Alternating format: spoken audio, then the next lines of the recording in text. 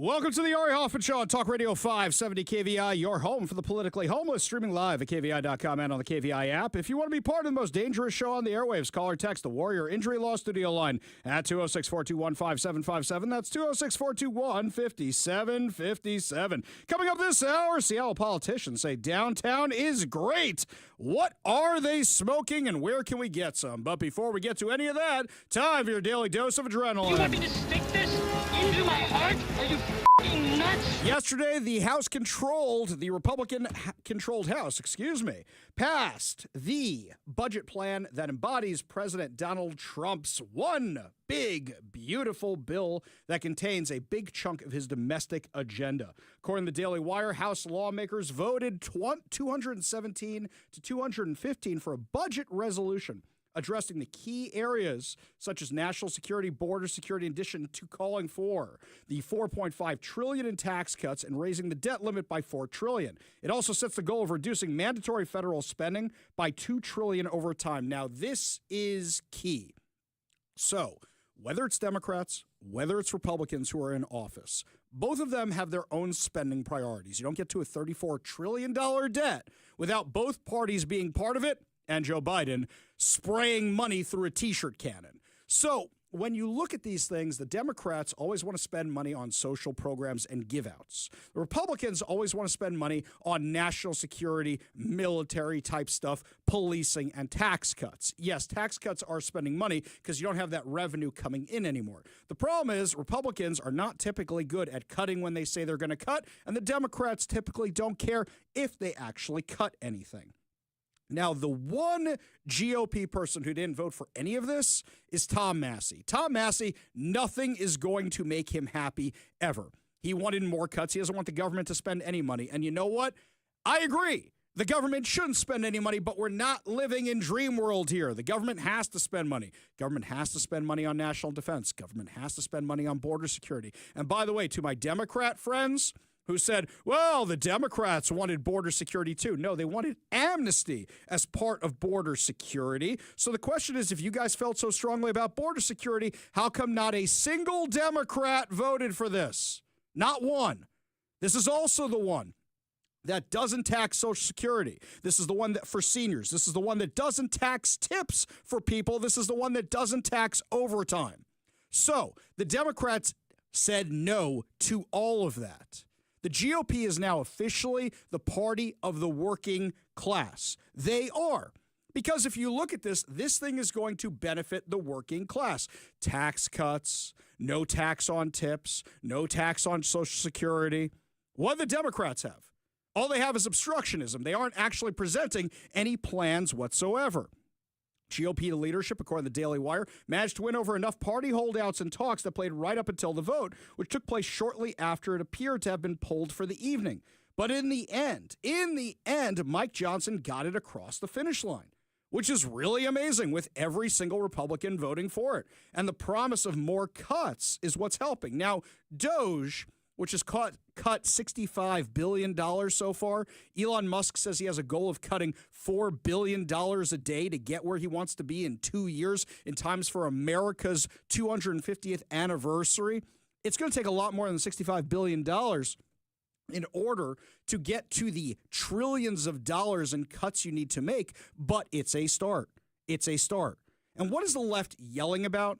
The left is going bonkers crazy over Elon Musk claiming he's running the government. Now, today was the first cabinet meeting of Trump's cabinet. Let's not forget, he only got most of his cabinet last week, even some of them just a couple days ago.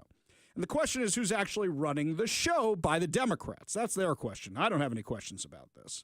So for them, they're trying to make Elon Musk the bad guy because making Trump the bad guy didn't work the entire election cycle. So they're trying to make Elon Musk the bad guy.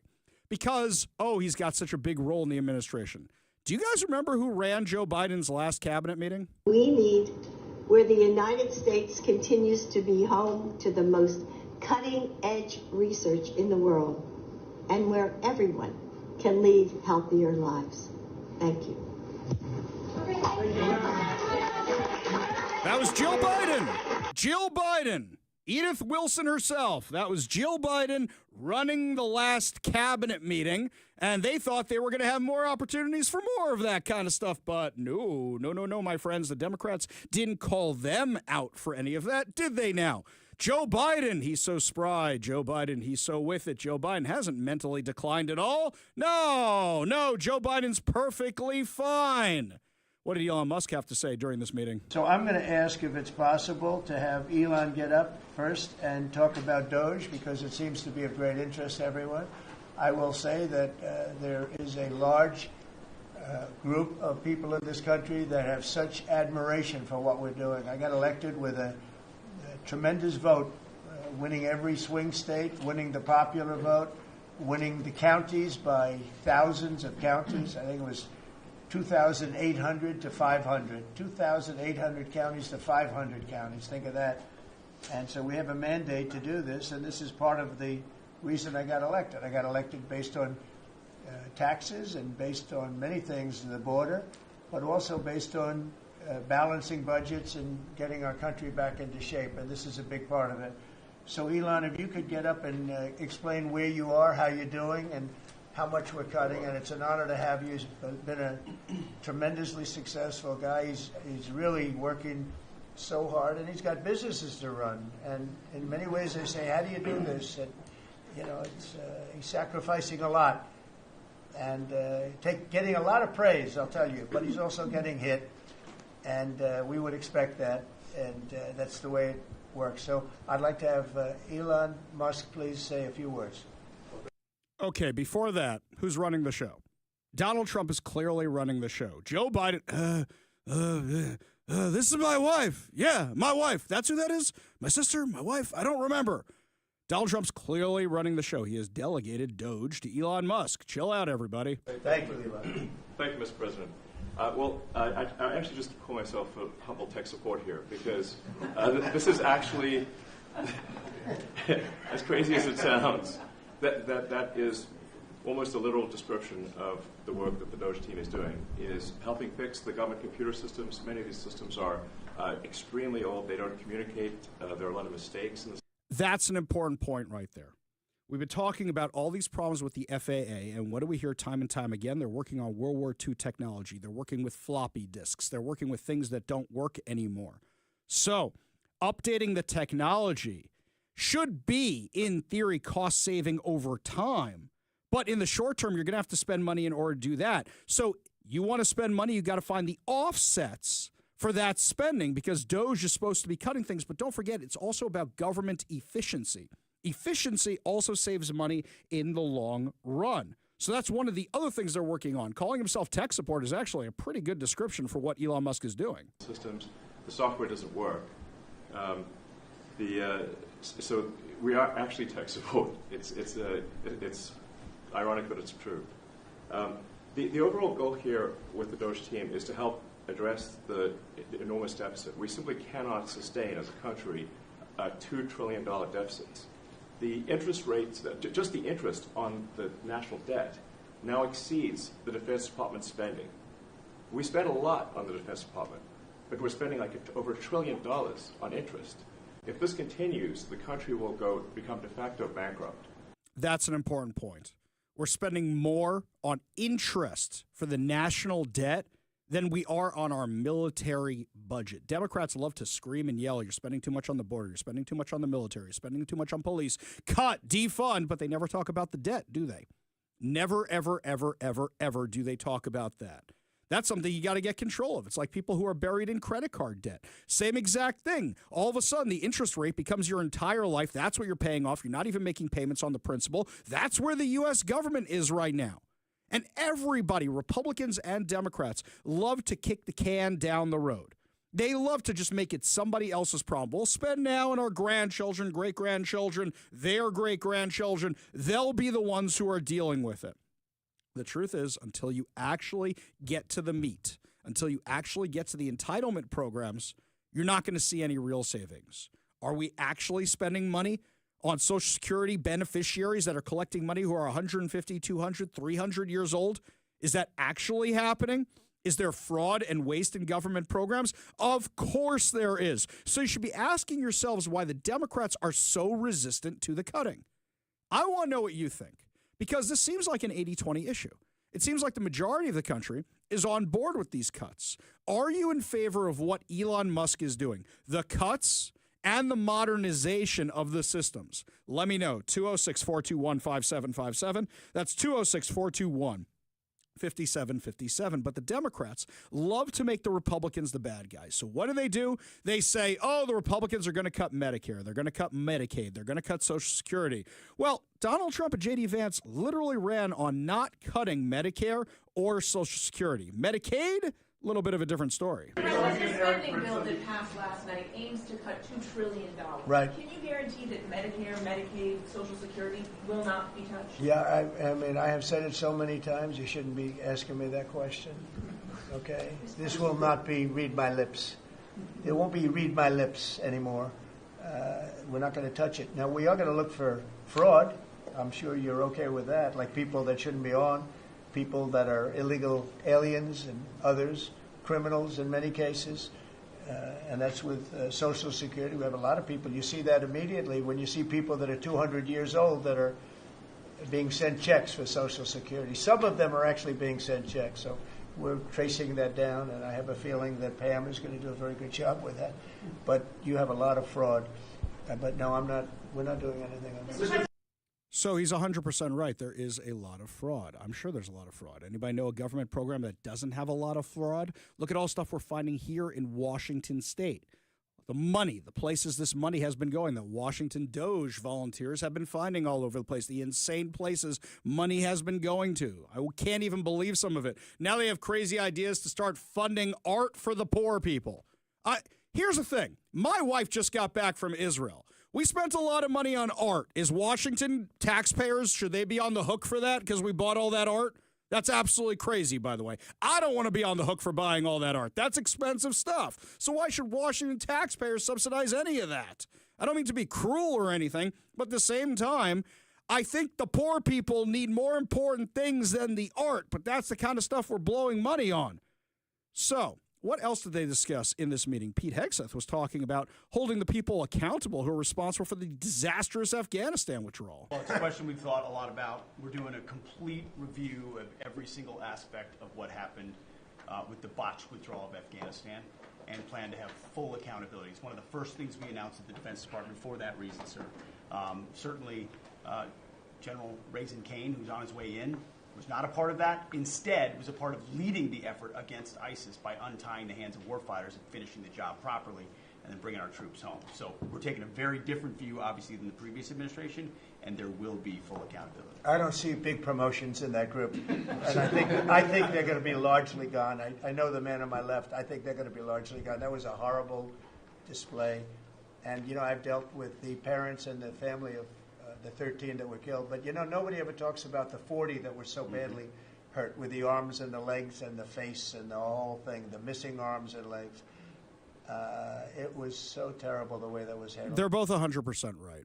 Now, one of the big knocks, and I was having this argument with somebody just a few minutes ago, the big knocks on Pete Hegseth is, well, you replaced a general with a guy who's so low level. All right, let me explain how the military works to a bunch of my friends out here who may not have military experience. I don't have military experience, but it's funny having friends who are high-level military and friends who are low-level military. The high-level military thinks all grunts are not very bright. The low-level military thinks everybody who's brass is not very bright. So we've tried people who are high-level military. We've tried the generals and stuff. We've tried the people with no military experience whatsoever. How about we give the grunts a chance? Just throwing that out there for a second. What's the worst that can happen, by the way? Seriously, I'm putting that one out there. If you're in the military, you want to disagree with me on that, you can give me a call at 206-421-5757. That's 206-421-5757, because the amount of support that Pete Hegseth had from military guys? They were obsessed with him. They were excited for him to be in the military. By the way, one of our listeners sent us this, Mike. Nick Brown is having an event to tell military veterans and people in the military how bad Trump is for them. Didn't Trump win the military vote by like 700%? Yeah, good luck with that one. You know what? I want to send somebody to this little event just to get some screen recordings, get some video of what he is actually spewing at this event. We go to the Warrior Injury Law studio line, take a call from Mary in Federal Way. Mary, what's up? Well, see, you were asking for people to call who are in favor of what Doge is doing, and I am. I think Elon Musk is one of the brightest people in the world. He's dug himself out of debt at least 2 times in the history of owning companies. He's lost billions and then gained it back. So I think he knows what he's talking about when it comes to purging waste. Yeah, I think you're 100% right. Here's the other thing. How many successful companies has he built? Twitter, let's not forget. Twitter was losing money till he came along. Now, it's not quite in good shape yet, but at the same time, it's a lot more fun platform to be on right now. And then SpaceX. NASA's not even doing anything these days, right? NASA basically just take the tour of the platforms and the pads, right? Well, and those guys are still stranded up in space, right? And he's going to go get them?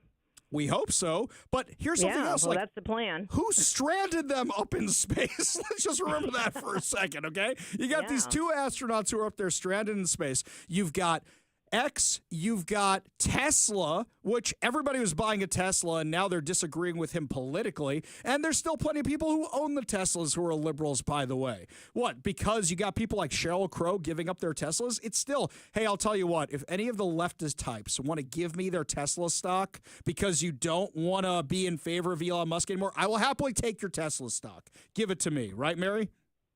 Right. I agree. Yeah, exactly. I mean, this criticism, Mary, do you know anybody, Democrat or Republican or independent, who doesn't think there's waste in government, who doesn't want the government cut? I don't know of anybody, but I also think that many Democrats would be reticent to admit that there's waste in government because it condemns them. Yeah. Exactly right. But also, let's be fair for a minute. Republicans added to that plenty. They just did it with their own spending priorities, right? Well, yeah, that's one of the problems in the state of Washington I'm seeing because they don't have it's a rough state to be in because it's so, I mean, the governors are in the office, you got the Secretary of State, you've got a democratically controlled House and Senate, and then you have a lot of Republicans who are maybe not like real conservative Republicans or true Republicans. Yeah. So it's hard to push a conservative agenda. Well, it's hard to push a conservative agenda without any conservatives. When the Democrats have almost a super majority, it's very few to do that. It's very hard to do that when you have so few Republicans around. The few, the proud, the Republicans in the Washington State Legislature. Mary, appreciate you giving us a call. Appreciate you being part of the show. You want to be part of the show, give us a call, 206-421-5757. That's 206-421-5757. Got about a minute left before we go to break. Take a call from Jay out in Idaho. Jay, what's going on? Hey, Ari. So it's a little better here in Idaho. Warm, kind of like I think you're experiencing, but very cold overnight. But you know, when the last snowfall we had, when I was shoveling my driveway with my neighbor Rico, we were talking about just how young and excited and enthusiastic and energetic the Trump cabinet is, and kind of looked like that was today. But I do have to tell you, as a retired Army guy, that there's some cultural things, and I'm sure others will call in too, about the military, is that as leaders, we learned in the Army. Now, this is back in the day during the Cold War, and then afterwards Desert Storm, and then, I did my time and stepped off.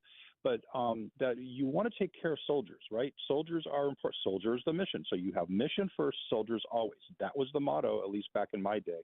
You take care of soldiers. You love them, good, bad, and ugly.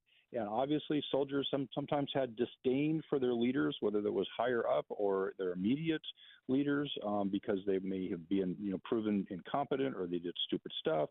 But by and large, and again, one of the things that you remember going back to World War II, if you recall history, is that soldiers, if they weren't complaining, they really were unhappy, and always complained about mail and food or lack thereof, or how bad it was. Yeah. But once soldiers stopped complaining about things, you knew you had a problem. And so soldiers complained, they vocalized things, but you got to love them because they were awesome. I can tell you the soldiers I served with were awesome, especially in Germany and Fort Hood back in the day during the Cold War. And I loved so many of them, even as I sit here in my retirement years.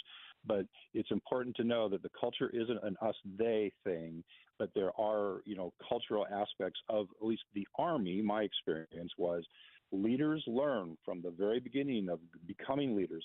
Mission first, soldiers always. Take care of your soldiers because soldiers will get the mission done. And you got to listen to them complain and gripe and bitch, and you try to get them some good food. You get them mail periodically, but they'll go and they'll charge that machine gun as if you ask them to, if you take care of them. Right, and that's the thing, is that these guys in Afghanistan didn't take care of their soldiers. How many got killed? Right. Right. Back to today, and what's so exhilarating for me as an old Army guy, retiree guy, that we have a young, retired field grade officer, a major, who's running the show, because obviously the generals, they couldn't do it. So there's my disdain for very senior leadership, that they obviously failed time and time again. The suits failed, but now you have a young, dynamic leader who's out there doing what you expect your soldiers to do. Another aspect of leadership in the Army: never ask your soldiers to do anything you can't do. So Pete's out there doing physical training, what we call PT. He's out there with them, hanging out in formations and everything else. That's exactly what a leader does. Did you see? Stay with his men. Did you see that giant soldier that he was doing PT with? If we had an army of those guys, maybe just 2 of them, maybe just 3 of them, then we wouldn't lose any wars ever. I know the recent recruiting ad that shows this huge guy lifting the weights and saying that strong guys are harder to kill. Yeah, and that's exactly right. Exactly right, as opposed to all this crazy DEI insanity we've been seeing the past few years. Jay, God bless you. Thank you for your service. Thank you for the insight. Thank you for giving us your expertise on this. It is much, much appreciated. You want to be part of the show, you give us a call or a text at 206-421-5757. That's 206-421-5757. When we come back, my friend, so much more to talk about. The politicians in Seattle seem to think everything's just glorious downtown. I drove there this morning. What the hell are they talking about? You're listening to the Ari Hoffman Show on Talk Radio 570 KVI.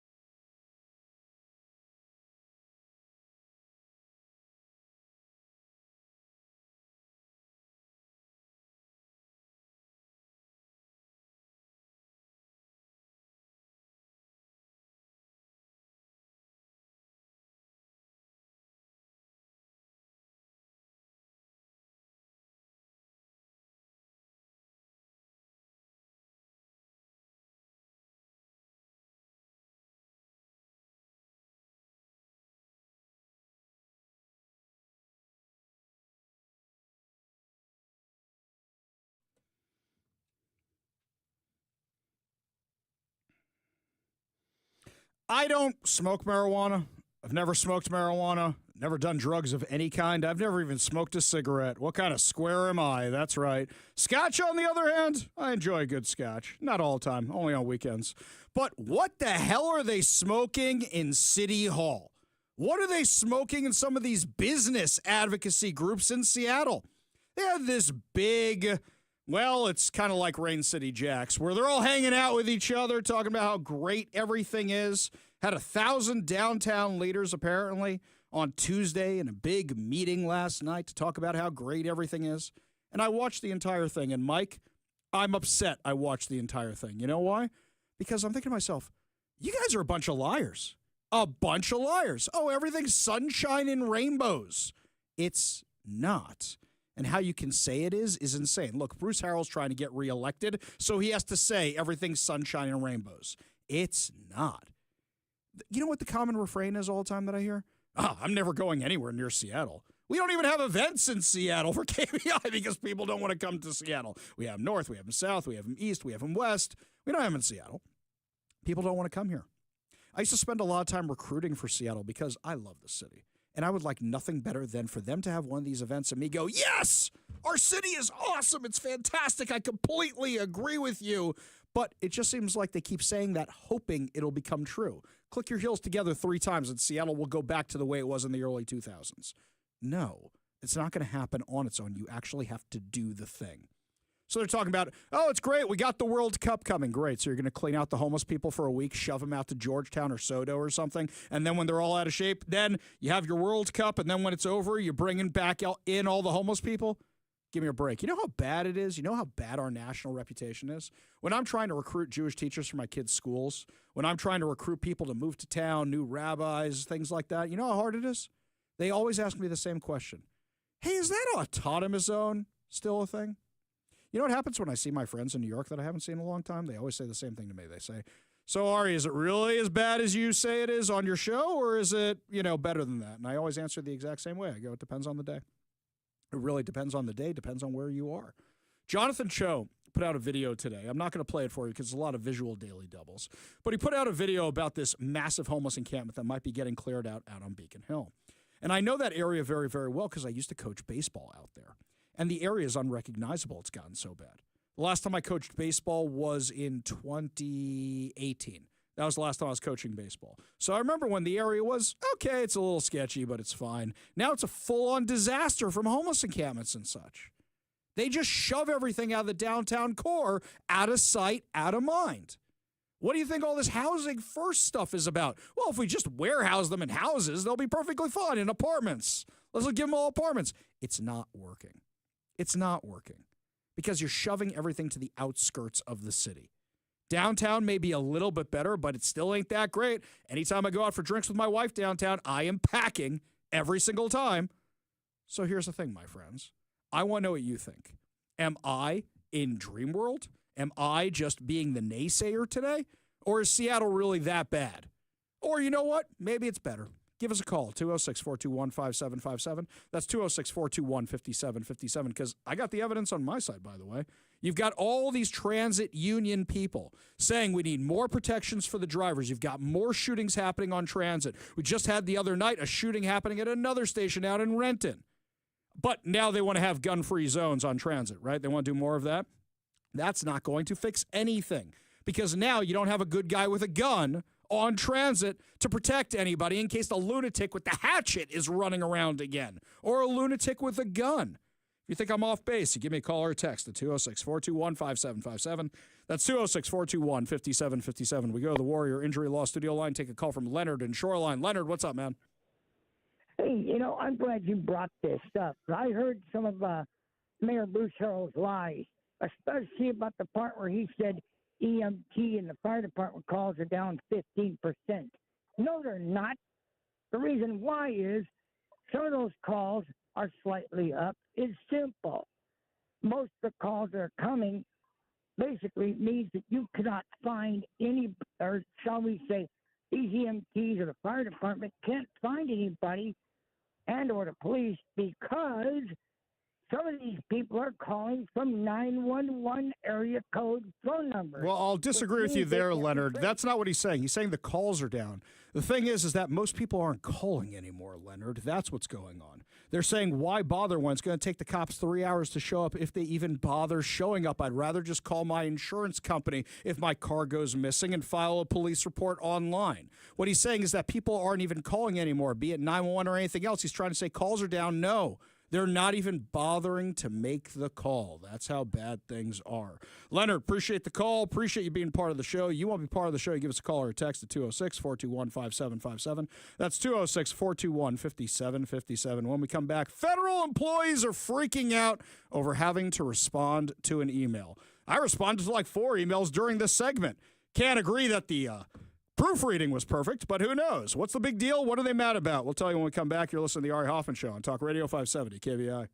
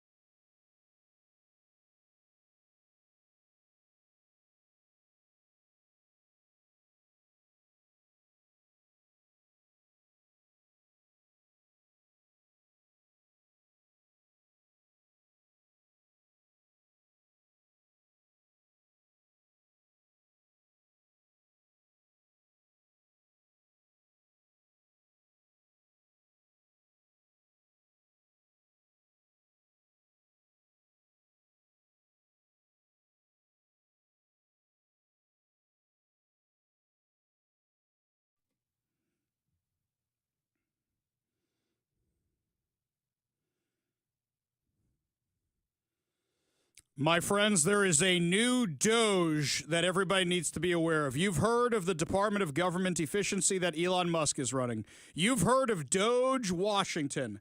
Now there's Hoffman Doge, my friends. Let me tell you what's going on. My wife just landed. She just got back from Israel. And let's just say me being Mr. Mom or, super dad, when you're working as many hours as I am and, a little distracted like I am, sometimes some things slip through the cracks. So my wife sends me a DM and she goes, our daughter is bombarding me with stuff she needs me to do as a parent, which leads me to this question for you.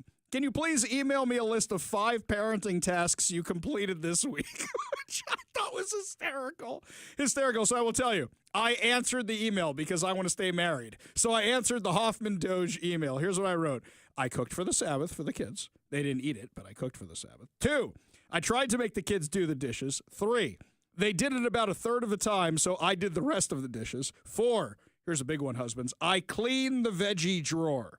I never look in the veggie drawer because I don't eat vegetables. But I actually cleaned the veggie drawer because I know that's a peeve of my wife's. 5, I did all the laundry. That's right. I did all the laundry. See, I want to make sure I keep my job in the Hoffman house. Is that so hard, federal employees? Why can't you guys do the exact same thing? Do you know, every single year, Mr. KVI wants to have a meeting with me. It's a performance evaluation. They want me to write a little email, talk about the stuff I did, justify my job a little bit. Hey, where'd you grow from last year? Every single year I have to do that. And you know what? I check in with Mr. KVI from time to time. Hey, this could be going a little better. Hey, we're having some struggles here. Mike, I talk about all the time with this kind of stuff. Hey, we got to work on that. Mike is always telling me, you got to work on this. Mike is thumping me for things I've fallen into bad habits on. This is what happens when you're working for somebody else. I don't own the radio station. I don't even own my own show. It's our show. It's the station show. We all work on this thing together. Federal employees, why is it so hard for you to answer a simple email? Let me ask a better question. When's the last time you guys had a performance evaluation? Here's something else. Given what we found out about Social Security, where there's people who are 130 years old who are collecting Social Security, how many of these federal jobs you think are scams too? How many of these people you think might be working other jobs and still drawing the federal salary? Is there anything wrong with saying, hey, what'd you accomplish this week? Now, I agree. You probably shouldn't have sent that to the Department of Defense. You probably shouldn't have sent that to the CIA. You probably shouldn't have sent that to places of that nature. But at the same time, what about the EPA? What about any of these other government agencies? Is it so hard to ask what you accomplished this week? President Trump was saying basically the exact same thing during the cabinet meeting today. I'd like to add that those million people that haven't responded, though, Elon, they are on the bubble. You know, I wouldn't say that we're thrilled about it. You know, they haven't responded. Now, maybe they don't exist. Maybe we're paying people that don't exist. Don't forget, we just got here. This group just got here. But those people are on the bubble, as they say. You know, maybe they're going to be gone. Maybe they're not around. Maybe they have other jobs. Maybe they moved and they're not where they're supposed to be. A lot of things could have happened. I wouldn't say that Biden ran a very tight administration. They spent money like nobody's ever spent money before, wasted money. The Green New Scam, all of the different things they spent money on. And you've seen that. You've seen that with some of the things that I read in speeches. I read them and people can't believe when I read them. 20 million here, 30 million here for, you know, a little educational course on something. Circumcision, right? Circumcision. $20 million to inform the people of such and such a country. He's not wrong, by the way. He's 100% right. You think there's no waste in the government? I keep coming back to the same thing. Is there anybody who really doesn't think that there's a ton of waste in our government, in any government for that matter? It's not just U.S. Look, think about your employer right now. I'm sure that every single person goes, I cannot believe they are spending money on that. We don't need that. You know what we need instead? We need this. It's in every company. It's in every organization. It's in every single government. And you think with a $34 trillion deficit, it's not here? Of course it is. Caroline Levitt was laying out the case also. First of all, let's just take a step back and talk about this idea. The president sent out a truth last weekend to Elon Musk saying he loves everything Elon is doing and he wants him to be even more aggressive because Doge thus far has proven incredibly successful in making our government more efficient. And so Elon and Doge came up with this idea. Elon has implemented this at his private companies. It has proven successful. And it's a very simple idea when you think about it. All the Office of Personnel Management is asking, all this administration is asking, President Trump is asking, is for federal workers who live off of the American taxpayer's dime to send 5 bullet points of what they have done in the previous week. That is all we are asking for. And so the Office of Personnel and Management sent out additional guidance last night.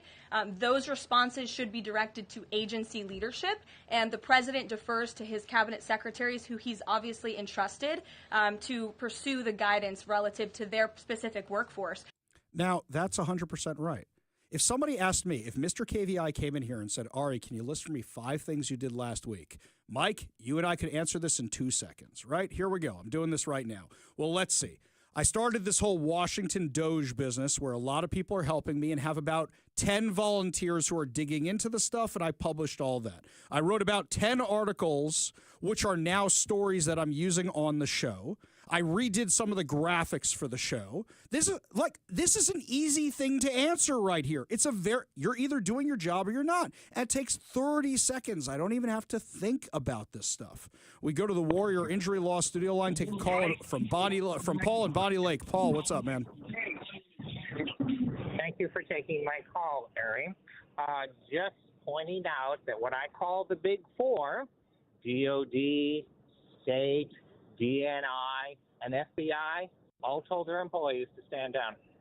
Yes, and there's a reason why. It's because if you're working on classified materials, I wouldn't want that stuff out there. Now, as I said earlier, Paul, I said you do not get real cuts unless you go after everybody's sacred cows. And for the right, our sacred cows are FBI, state, military, etc., etc. I don't think the email thing is probably the best way to go when you're dealing with classified information. But Pete Hegseth and Marco Rubio and Tulsi Gabbard and Kash Patel have all said they want to cut.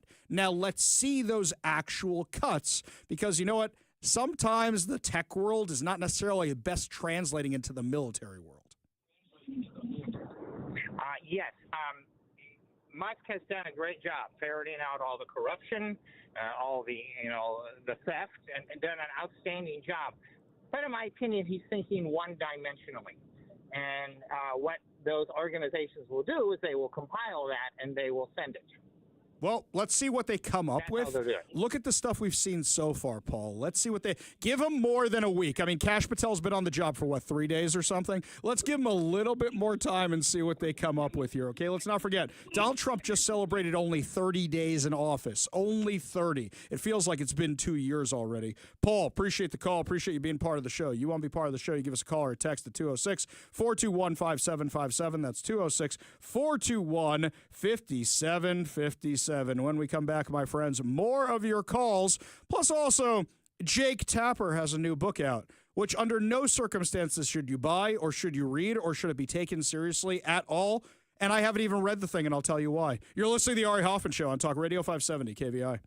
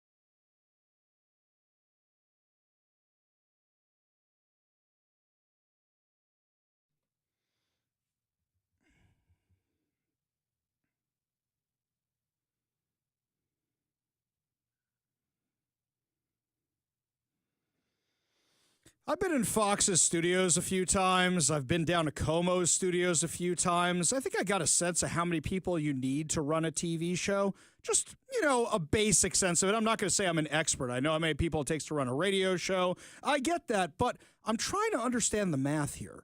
MSNBC is talking about dozens of people cut just from Rachel Maddow's show. How many people do you have working for you over there? No, seriously. How many people are working for Rachel Maddow who, don't forget, until Trump's 100 days, she had a show one night a week. They were working with other hosts, working with other people every single other night of the week. How many people do you need just for Rachel Maddow? I mean, does her hair take that long to do? I have a lot of questions about this, but this is what happens when nobody's watching your network. So they're not just cutting people like Joy Reid.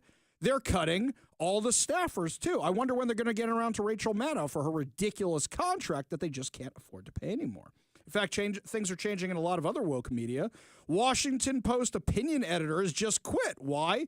Because Jeff Bezos announced a big shift in their opinion section. He said he wants to focus more on support and defense of two pillars, personal liberties and free markets. He wants that to be what the opinion section does, and he says there's other places you can put other stuff. Jeff Bezos realizes the Washington Post is crashing and burning, and nobody's reading the thing anymore, and he wants to make some changes, but the whole staff says, no, democracy dies in darkness. We got to do things the way we've always been doing them, which nobody's reading anymore.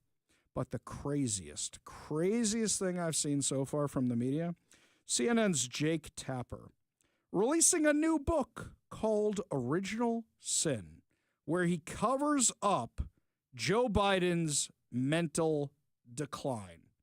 Hang on a second. You helped cover up Joe Biden's mental decline. Now you want to say you're exposing it? In fact, Colin Rugg put up this clip on social media of Jake Tapper calling out Lara Trump, saying, no, Joe Biden's perfectly fine. You were one of the people participating in the cover-up. How do you think it makes little kids with stutters feel when they see you make a comment like that? First and foremost, I had no idea that Joe Biden ever suffered from a stutter. I think what we see on stage with Joe Biden, Jake, is very clearly a cognitive decline. Okay. That's what I'm referring to. It makes me uncomfortable you are to watch somebody on stage search for it's so amazing. questions It's so amazing to me and try and figure out an answer. A cognitive decline. Well, when you're trying to tell me that what I was suggesting was I think that you were stuttering, mocking his stutter.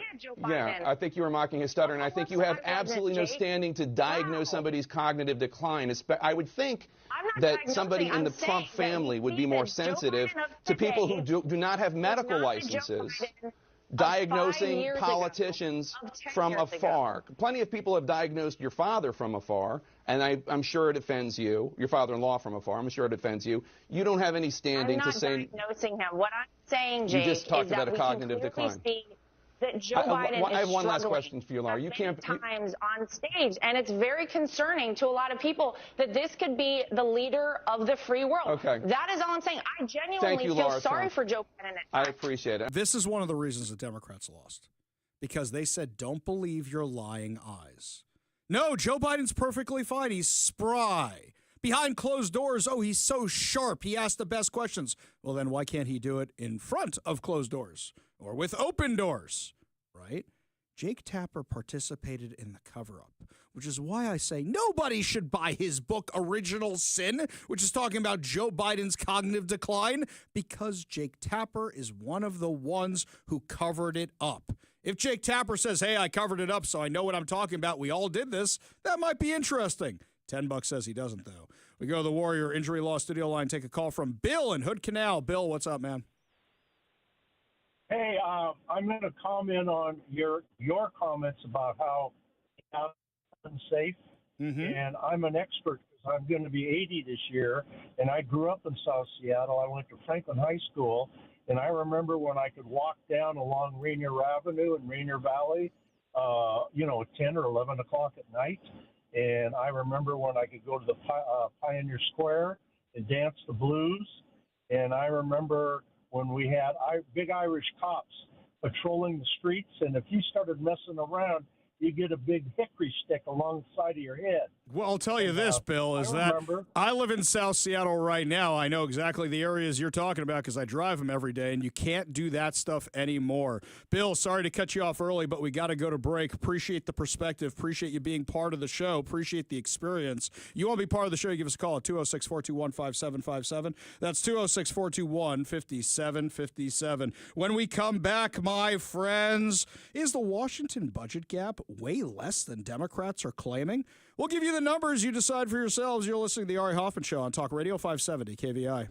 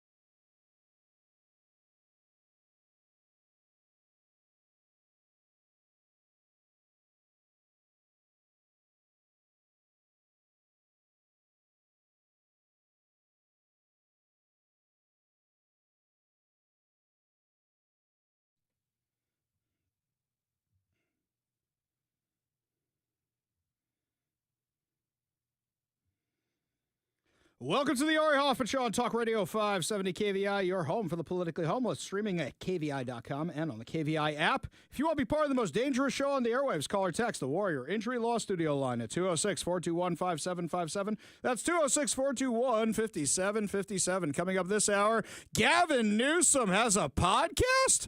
Is he planning on running for president, or did those aspirations go up in smoke? But before we get to any of that, time for another daily dose of adrenaline. You want me to stick this into my heart? Are you f***ing nuts?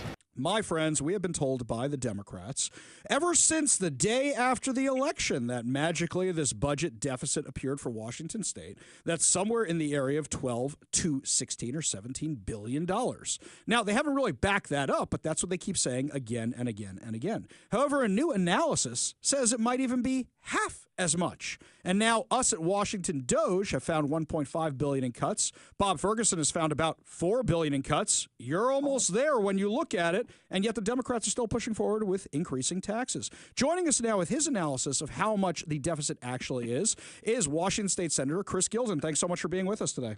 Hey, thanks for having me. Such a pleasure. Now, I understand your math is a little different. You're not coming in at 12 to 16 billion. You're a lot lower. Well, that's because I'm using real math and not Olympian math. So whenever we first started hearing about this budget shortfall. It's not a deficit, by the way. It's a shortfall because we actually have about $5 billion more for this budget cycle than we had in the last. So there's no deficit. It's just an overspend. But we first started hearing about this in November timeframe, and at that point it was around $4 billion. And then that quickly jumped to 7 or 8 billion, and then 10 to 12, and now we're hearing 14 or 15 billion. The number just keeps going up. And whenever I first started hearing about this, Ari, I became very suspicious. And so I reached out to the nonpartisan budget staff here in the state Senate, the people with political blinders on, and I asked them, what is the real number? Because I'm seeing such a fluctuation in the news. And they did the analysis and came back and said, in order to run the government next year in the same manner that we're running it this year, it's $6.7 billion. That's the shortfall that we've got to make up. Now, how did the Democrats get to 12 billion or more? They're pretty easy. So you take the 6.7, that's the maintenance level budget or shortfall, and then you add the $4 billion that Governor Inslee negotiated with the state workers unions. And then you add on top of that about $1.75 billion of policy that was voted in years ago, but has not yet taken effect. The bill is coming due today. So essentially, they put a bunch of bills on layaway in previous years, and now the layaway term is over. It's time to pay the bills, and they don't have the money to do it. So, but if we go in reverse, we take that 6.7, reduce it by the 1.75, so we keep the items on layaway. We don't make the layaway purchase. Then we get down to about $4 billion. $4 billion over 4 years with a state budget the size of ours. I've got to say, Ari, I am becoming more and more optimistic that we may be able to find a way out of this to fully fund our state government and to do so without the drastic cuts that the Democrats are talking about. Chicken Little, the sky is not falling. And to do it without raising any new taxes. Now, just to play devil's advocate, because we are the most pro-devil show here on the radio, Senator Jamie Peterson, the Senate Majority Leader, says, well, it's because of all these contracts they signed that have increases for state employees. Is there any truth to that, or did they negotiate these things knowing they'd have to increase the budget gap here? So these were negotiated by the Inslee administration, and it totals about $4 billion in raises for state employees. Now, the governor's office is supposed to do what's called a feasibility study to determine if it's financially feasible to actually honor what was negotiated. And the governor made the determination that it was financially feasible. I don't know how he did so, because the only way you're able to pay for it is by raising taxes on everyone across the state in order to give state employees raises. I don't think that's right. And so I actually introduced a bill, which didn't go anywhere this year, that would define feasible for the governor, because there's no definition in law. And it was just very simply said, if you have to raise taxes to give raises, it's not feasible. Right. But that bill didn't move. Right. So then just before we let you go, here's the thing I'm trying to understand. Basically, he didn't do a feasibility study. He negotiated these contracts, just giving them whatever they wanted because he was on his way out the door. He figured the Democrats would clean up the mess. He wanted to tax everybody anyway in his big budget proposal. So how come nobody's talking about this and the Democrats are just saying, yeah, we got to raise taxes and we're going to have all these cuts? It's just not even true. Yeah, well, I mean, and we haven't seen their tax bills yet. We've seen some of their proposals that were leaked out a couple of months ago, so we know generally what their tax proposals are going to be. But I imagine that it's a matter of strategy, that they're holding off dropping the actual tax bills until the very last minute so that, public momentum doesn't come and force them to change plans. Gotcha. So now, what do we do from here? I mean, how do we get the word out about this, or how do we expose what they got going on? Because they got a whole website up and running. Yeah, I know. They've got the Chicken Little website. We've also got a website. If you go to just take a Google search of Save Washington, and the S is a money sign, Save Washington, and you'll see some of our proposals. And just as a teaser, check back, in a week or so, and we're going to have some more information that you're going to be very, very interested in. I really am, especially when it comes to slicing budget numbers in the Washington state budget, given all the stuff we found through Washington Doge. Senator Chris Gilden, thank you so much for being with us today. Really do appreciate it. All right, you got it. My pleasure. Take care. All right, have a good one. Now, here's the thing, my friends. That's half the story. What do the Democrats say in response to this? Joining us now on the KVI studio line, reporter for the Center Square, Carlene Johnson. Carlene, thanks for being back with us. Hi. Yeah, boy, Senator Gilden, one of the ones fighting the fight for Washington taxpayers, for sure. So no question. Right. So you spoke to him yesterday, I believe, and then today you went and spoke to the Democrats during their media availability. What they have to say about all this? Yeah, so I was very anxious to find out what their leadership would say, directly posed them what Senator Gilden is saying, that, he's gone to nonpartisan staff of Senate Ways and Means and done it line by line and said, okay, yes, $6.7 billion to currently fund everything we've got. That's not making any draconian cuts. We're not killing kittens and babies. I mean, this is keeping everything. Yeah, it's keeping everything as it is. Education is funded. Public safety is funded. All the priorities that we have, without adding, as you just heard Senator Gilden say, the $1.75 billion in additional things. And as I spoke to him earlier today, he expanded upon what he told you, Ari, which is those are programs. Those are COVID stuff, right? 2020, 2021, Dems went in and said, we've got all this money. We're going to expand ECAP. We're going to expand all these early childhood learning programs and everything else. We don't have to pay for it now because we're sure we're going to keep getting this money. So we're going to promise all of these billions of dollars of additional funding, and then we're going to figure out how to pay for it later. Well, the bill came due. As Senator Gilden said, the layaway bill came due. So now, 2025, we decide if we want to continue to, okay, yeah, we promised you all this money, but now we don't have it. So we either say we're going to tax the rest of the state and pay for it, or we're going to say maybe we either push this out a couple more years or maybe rein in some of that spending. You're not going to get, $2 million for your program. You're going to get $1 million, whatever it is. So that's the position they're in. And the bigger thing is the $4 billion for the raises for state employees. And that was my question to Senator Peterson today. And I know you did a little bit of bigger digging on, his response to my question on that, Ari. Well, let's listen to this together, shall we? Let's have a shared experience here, because Carlene told me that she had this clip, this interaction with him today. I immediately went and yanked it off the TVW website. Let's give a little listen to embattled Senator Jamie Peterson answering Carlene's question earlier today. If you just assume that we can have state employees make 0% more for the next 2 years, then probably it's closer to $7 billion.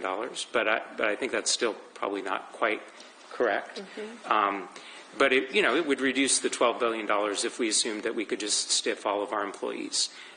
Okay, let's hold this right there for a second, of as arrogant as he's being. We're going to analyze this a piece at a time here, Carlene. All right, so he's admitting that Senator Gildon is right, except he's framing it as, well, they don't get cost of living increases, except the increases they've been getting have been more than cost of living. And in addition to that, they've been adding more employees. Just look at the Attorney General's office where they have, close to 800 lawyers working there these days. You don't need all those people. So instead of cutting the fat or the people who don't do anything, he's saying, not just do we need all these employees, but they all deserve a bigger raise than anybody else is getting. Does that sound about right to you, what he was saying?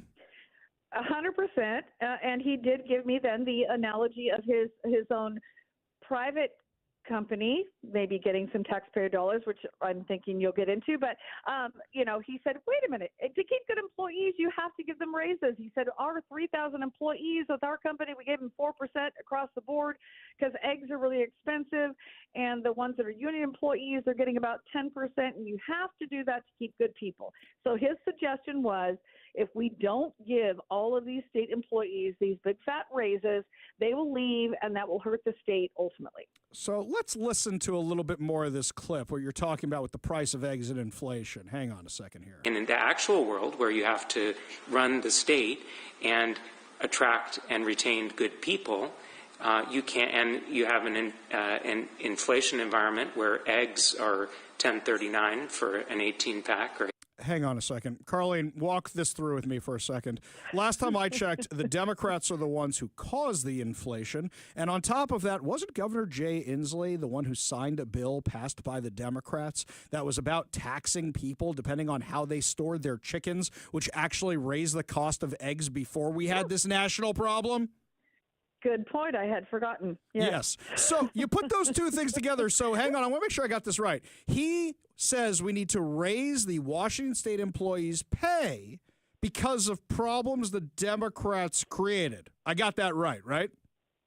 I think that sounds probably pretty accurate. I can't deny that that's how my math is mathing. Okay, let's keep going with the mathing here. Hang on. This is the part where you were talking about, where he was talking about the company he works for when he's not, living off your taxpayer dollars in the Washington State Senate. $8 for a dozen.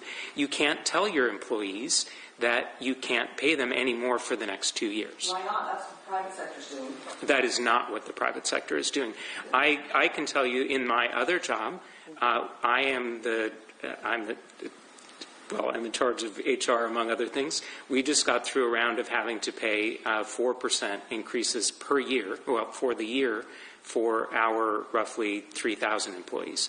And we're in the middle of negotiating collective bargaining agreements with our union employees, who are getting much larger increases, more along the lines of 10%.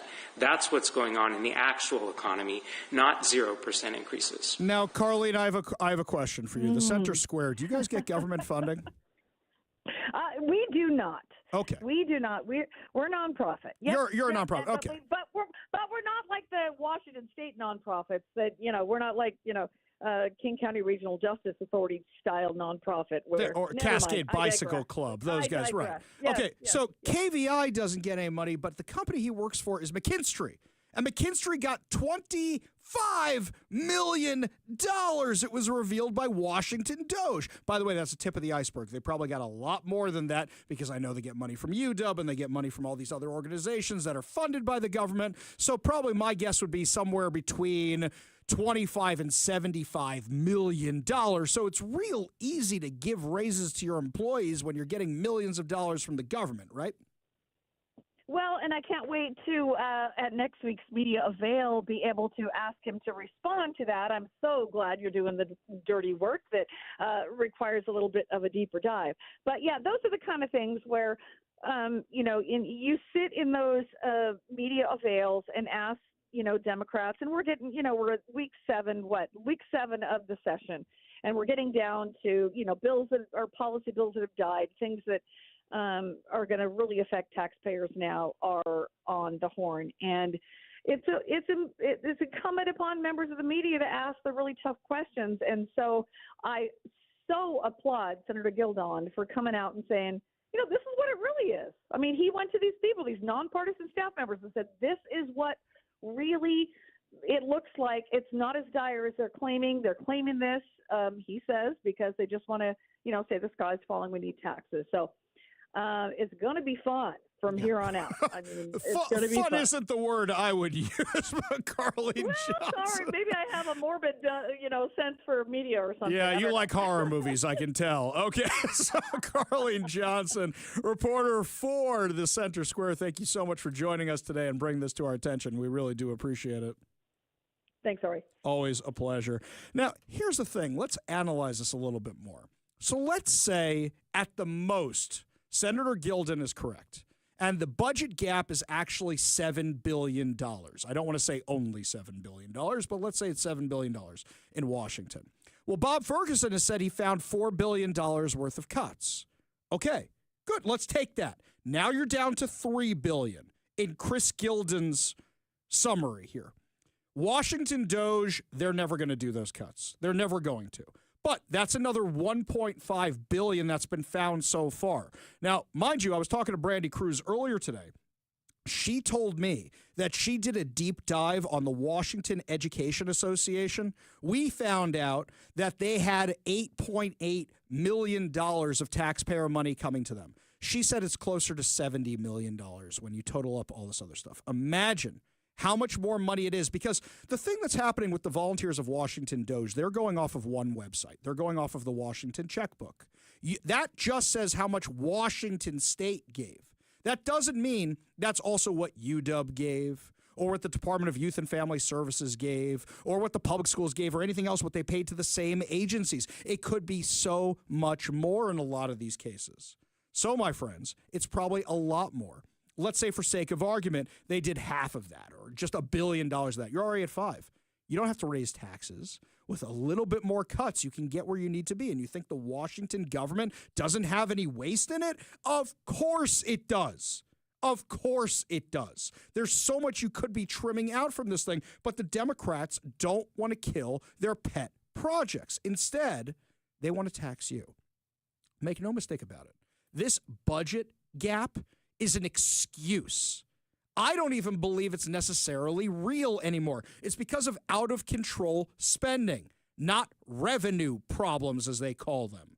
It's not that they don't have enough money coming in. They've had a surplus year after year after year. You heard Senator Gilden say it just a few minutes ago. This is easily solvable, but they don't want to solve it because they want the door open for more taxes. They want to scare you. Oh, we're going to cut health care, and we're going to cut security, and we're going to cut safety, and we're going to cut your kids' schools, and we're going to cut hospitals. No, it's all fear-mongering. It's all a gigantic lie. This thing is solvable if they cut their out-of-control spending. You and I both know the unfortunate part is they're never actually going to do it. Bob Ferguson is going to say, look, I gave up my $70,000 carpets. What, were they caked in gold? Were they dipped in gold before laid out on the ground? Who spent $70,000 on carpets? Those are the kind of cuts they're going to make, as opposed to the ones that can make an actual dent and not have to raise your taxes. Lots more to discuss as the show continues, my friends. When we come back, Washington's not as bad as California. At least Bob Ferguson doesn't have a podcast like Gavin Newsom. Is the guy running for president, or is this preparing for life after politics? You're listening to the Ari Hoffman Show on Talk Radio 570 KVI.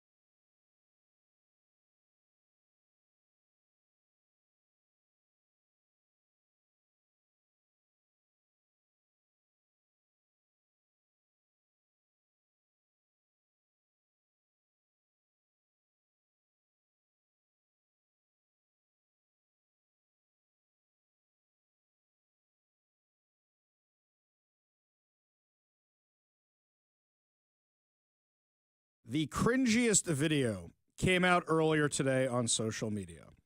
Gavin Newsom, Democrat governor of California, is launching his own podcast. Do I care that he's launching a podcast? No, not really. That's for his constituents to deal with. Should be asking, this is not exactly a guy who can walk and chew gum at the same time. So if he's running a podcast, who's actually the ones running the state? Look, I assume he has the money because he has all his Auntie Nancy money and his vineyards and his wineries and his restaurants. The dude's got money like the Colonel's got chicken. That's fine, and he can pay his staff to do this podcast, and all he has to do is show up and talk for a little bit. But this video that came out was the most cringeworthy thing. As you listen to his announcement about this podcast, I want you to imagine it filmed MTV style with the shaking camera and tons of graphics everywhere. This is worse than pop-up video on VH1. And I liked pop-up video. There's just stuff flying at you, shaky camera angles. It's like half Blair Witch Project and half a club scene. We need to change the conversation. And that's why I'm launching a new podcast. And this is going to be anything but the ordinary politician podcast. I'm going to be talking to people directly that I disagree with, as well as people I look up to. But more important than anything else, I'll be talking directly with you, the listener. Real conversations. What's going on with the cost of eggs? What are the impacts, real impacts to you around tariffs? What power does an executive order really have? And what's really going on inside of Doge? Look, there's an onslaught of information that we take in. So let's take it to the sources without the typical political mumbo jumbo. In the first few weeks, we're going to be sitting down with some of the biggest leaders and architects in the MAGA movement. This is Gavin Newsom. Okay, you see where this is going already. Do you think he's preparing for life after politics? Or do you think this is about running for president? Now, when I first saw this thing, I said, well, his presidential aspirations went up in smoke along with the rest of Los Angeles. But then, if you listen to what he said, what issues did he focus on? Did he focus on a single issue that affects California? No. What did he say? Price of eggs, which is the Democrat new talking point. He doesn't care about it. He doesn't know what the price of eggs is. He has his servants go get him eggs. He has no idea what the price of eggs are. Executive orders and Doge. And then talking about MAGA. Oh, it's clear what's going on here. He's going to try and rebuild his reputation through this podcast because he is a national disgrace right now after what happened in Los Angeles. Now, mind you, what happened in Los Angeles is not a one-off. It's been disaster after disaster after disaster with California. This is a guy who inherited a place that was doing okay and then flushed it right down the toilet. Of course, let's not forget the bad optics of what happened during COVID, where he's having dinner inside with all his friends from the health department while locking everybody else at home. And then they're inside without the masks, the whole French Laundry business, the riots in California, the overtaxation in California, the exploding homeless problems. If you want to see how a state should not be run, look at California. Let's not forget he was the mayor of San Francisco. Before that, San Francisco now has a poop map about where the poop is. Earlier in the show, we were discussing that, we're just going to, have our see no evil, hear no evil, harbor no evil event about Seattle, about how great things are in downtown Seattle. Do you know the only place in the U.S. that has a higher office vacancy rate than Seattle at 30%, which is insane, by the way, is San Francisco. That's it. Oh, woo, we're not number one at something. Great. So let me ask you a question. Do you think this is about his presidential aspirations, or do you think this is about life after politics? I don't think a guy like Gavin Newsom can quit politics. I don't think he's going to pull a Matt Gaetz and be like, I'm going on OAN, woo! So that way I don't get charged with a whole bunch of stuff. No, I just go to OAN and then they forget about me. I don't think it's that. I think it is about, this is a guy who's trying to rebuild his reputation. And if he could say, look how bipartisan I am. Look, I had Ted Cruz on my show. And by the way, they'll all go. I would go if I was invited. Absolutely, I would go. Why not? Doesn't hurt a conversation. Yesterday, there was a debate here around the office. Should I call back a reporter? And of course, it's yes, but I just want to weigh the pros and cons before you do that, right? I talk to everybody. I've even talked to those lunatics from The Stranger before. What do you think? Is this about life after politics?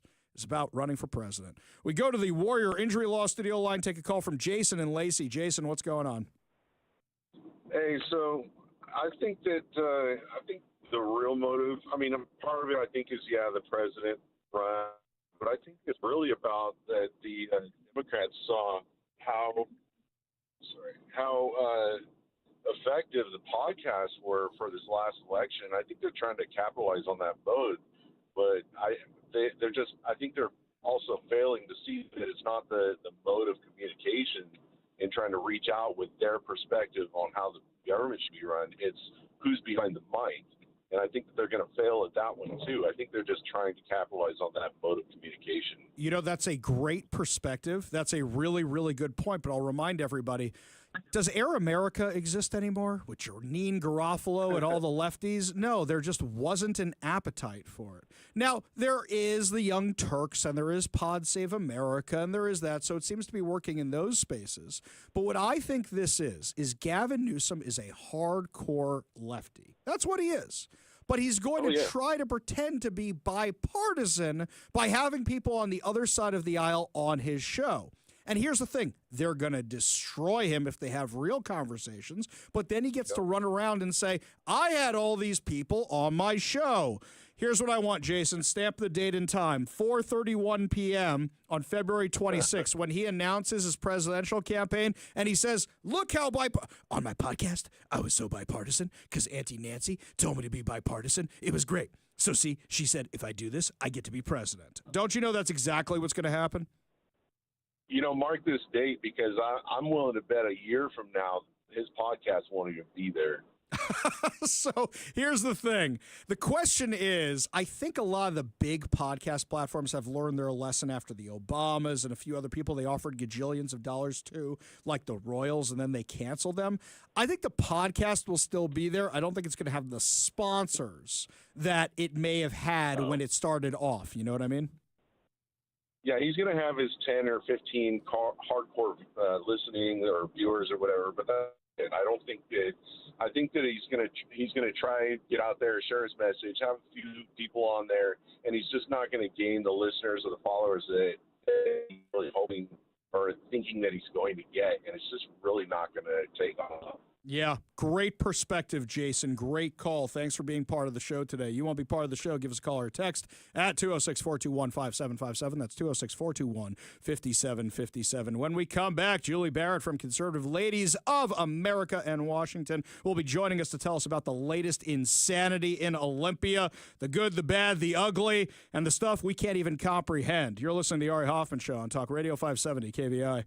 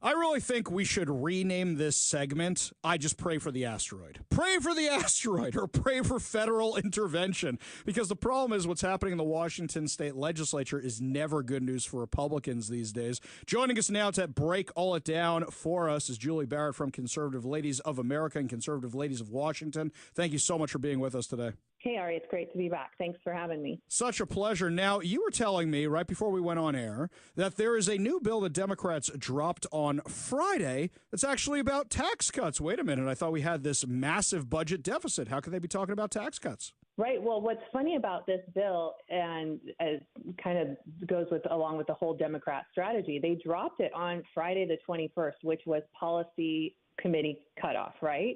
So the bill they dropped goes directly to Ways and Means, which is the fiscal committee. So it lives on until this week's cutoff of the 28th. So it goes directly to Ways and Means. It's already been scheduled for a hearing, and it's scheduled for executive session, which tells me they plan to pass this bill out of the Senate before cutoff. So this kind of stuff that they're doing right here is clearly an attempt to try and win votes or win support. So tell me about what they're doing exactly. I mean, with renters and all that, this looks like something that may actually entice them. Yeah, so this is totally a socialist government kind of thing. They're calling it the Working Families Tax Credit, and they are expanding on an existing tax credit. They would be dishing out $300 for individuals who have no kids, $600 for one kid, $900 for two, $1,200 for three or more. And then if you are a renter, doesn't matter if you have kids or not, if you are renting, you would also get to take advantage of this Working Families Tax Credit, because it's not fair that your landlord is probably passing on property taxes to you through your rent costs. Okay. So wait a second. Let me make sure I got this right. They're basically saying everybody gets this tax credit. Renters get this tax credit, whether or not they have kids. So that way, when the property taxes go up, what it's doing is saying, well, if the property taxes go up and your landlord raises your rent to cover these excess property taxes, at least you have this tax credit, so it's not going to affect you. Do I have that essentially right? Yes. Now, not everybody gets to take advantage of this credit. You have to be at a certain income level, but they also made sure that people who have ITINs, which are undocumented immigrants, that they are automatically put in to qualify for this tax credit. Unbelievable. Okay. Yeah. How does that make homeowners feel? Right. Exactly. And here's the thing. It's so obvious what they're doing, because they're trying to take away the argument from Republicans where they say, hey, you want to keep raising the property taxes, we're going to keep raising the rent. And then they say, no, renters, keep voting for us because we just gave you a credit for it. It is so transparent. Now, last week was the do or die moment, except for maybe zombie bills that come back from the dead. And a lot of bills are dead, but a lot of stuff's going forward. Where do we stand with that? Yeah, so, a lot of people are really concerned about the citizen disarmament, the 2A bills. There are two that have executive session tomorrow, which is House Bill 1163, which is the permit to purchase. That's on deck for executive session tomorrow, which is where they vote to pass it out of committee, and I anticipate that this will be a yes. The other 2A bill is 5098, where they're adding to the list of places where you can't carry a firearm. Mm-hmm. So that's being execed out tomorrow as well. Now, several months ago, you had me on to talk about Washington's program that they call Hear Me Watch through the Attorney General's office. It's for kids to be able to call this confidential line and get help if they're suicidal or if they can't, having mental issues or whatever. Part of that is tied into Washington's 988 line. And they have a bill that this also came in late that they're executing out tomorrow as well. It would increase the funding for the 988 line by 233% over the next couple of years.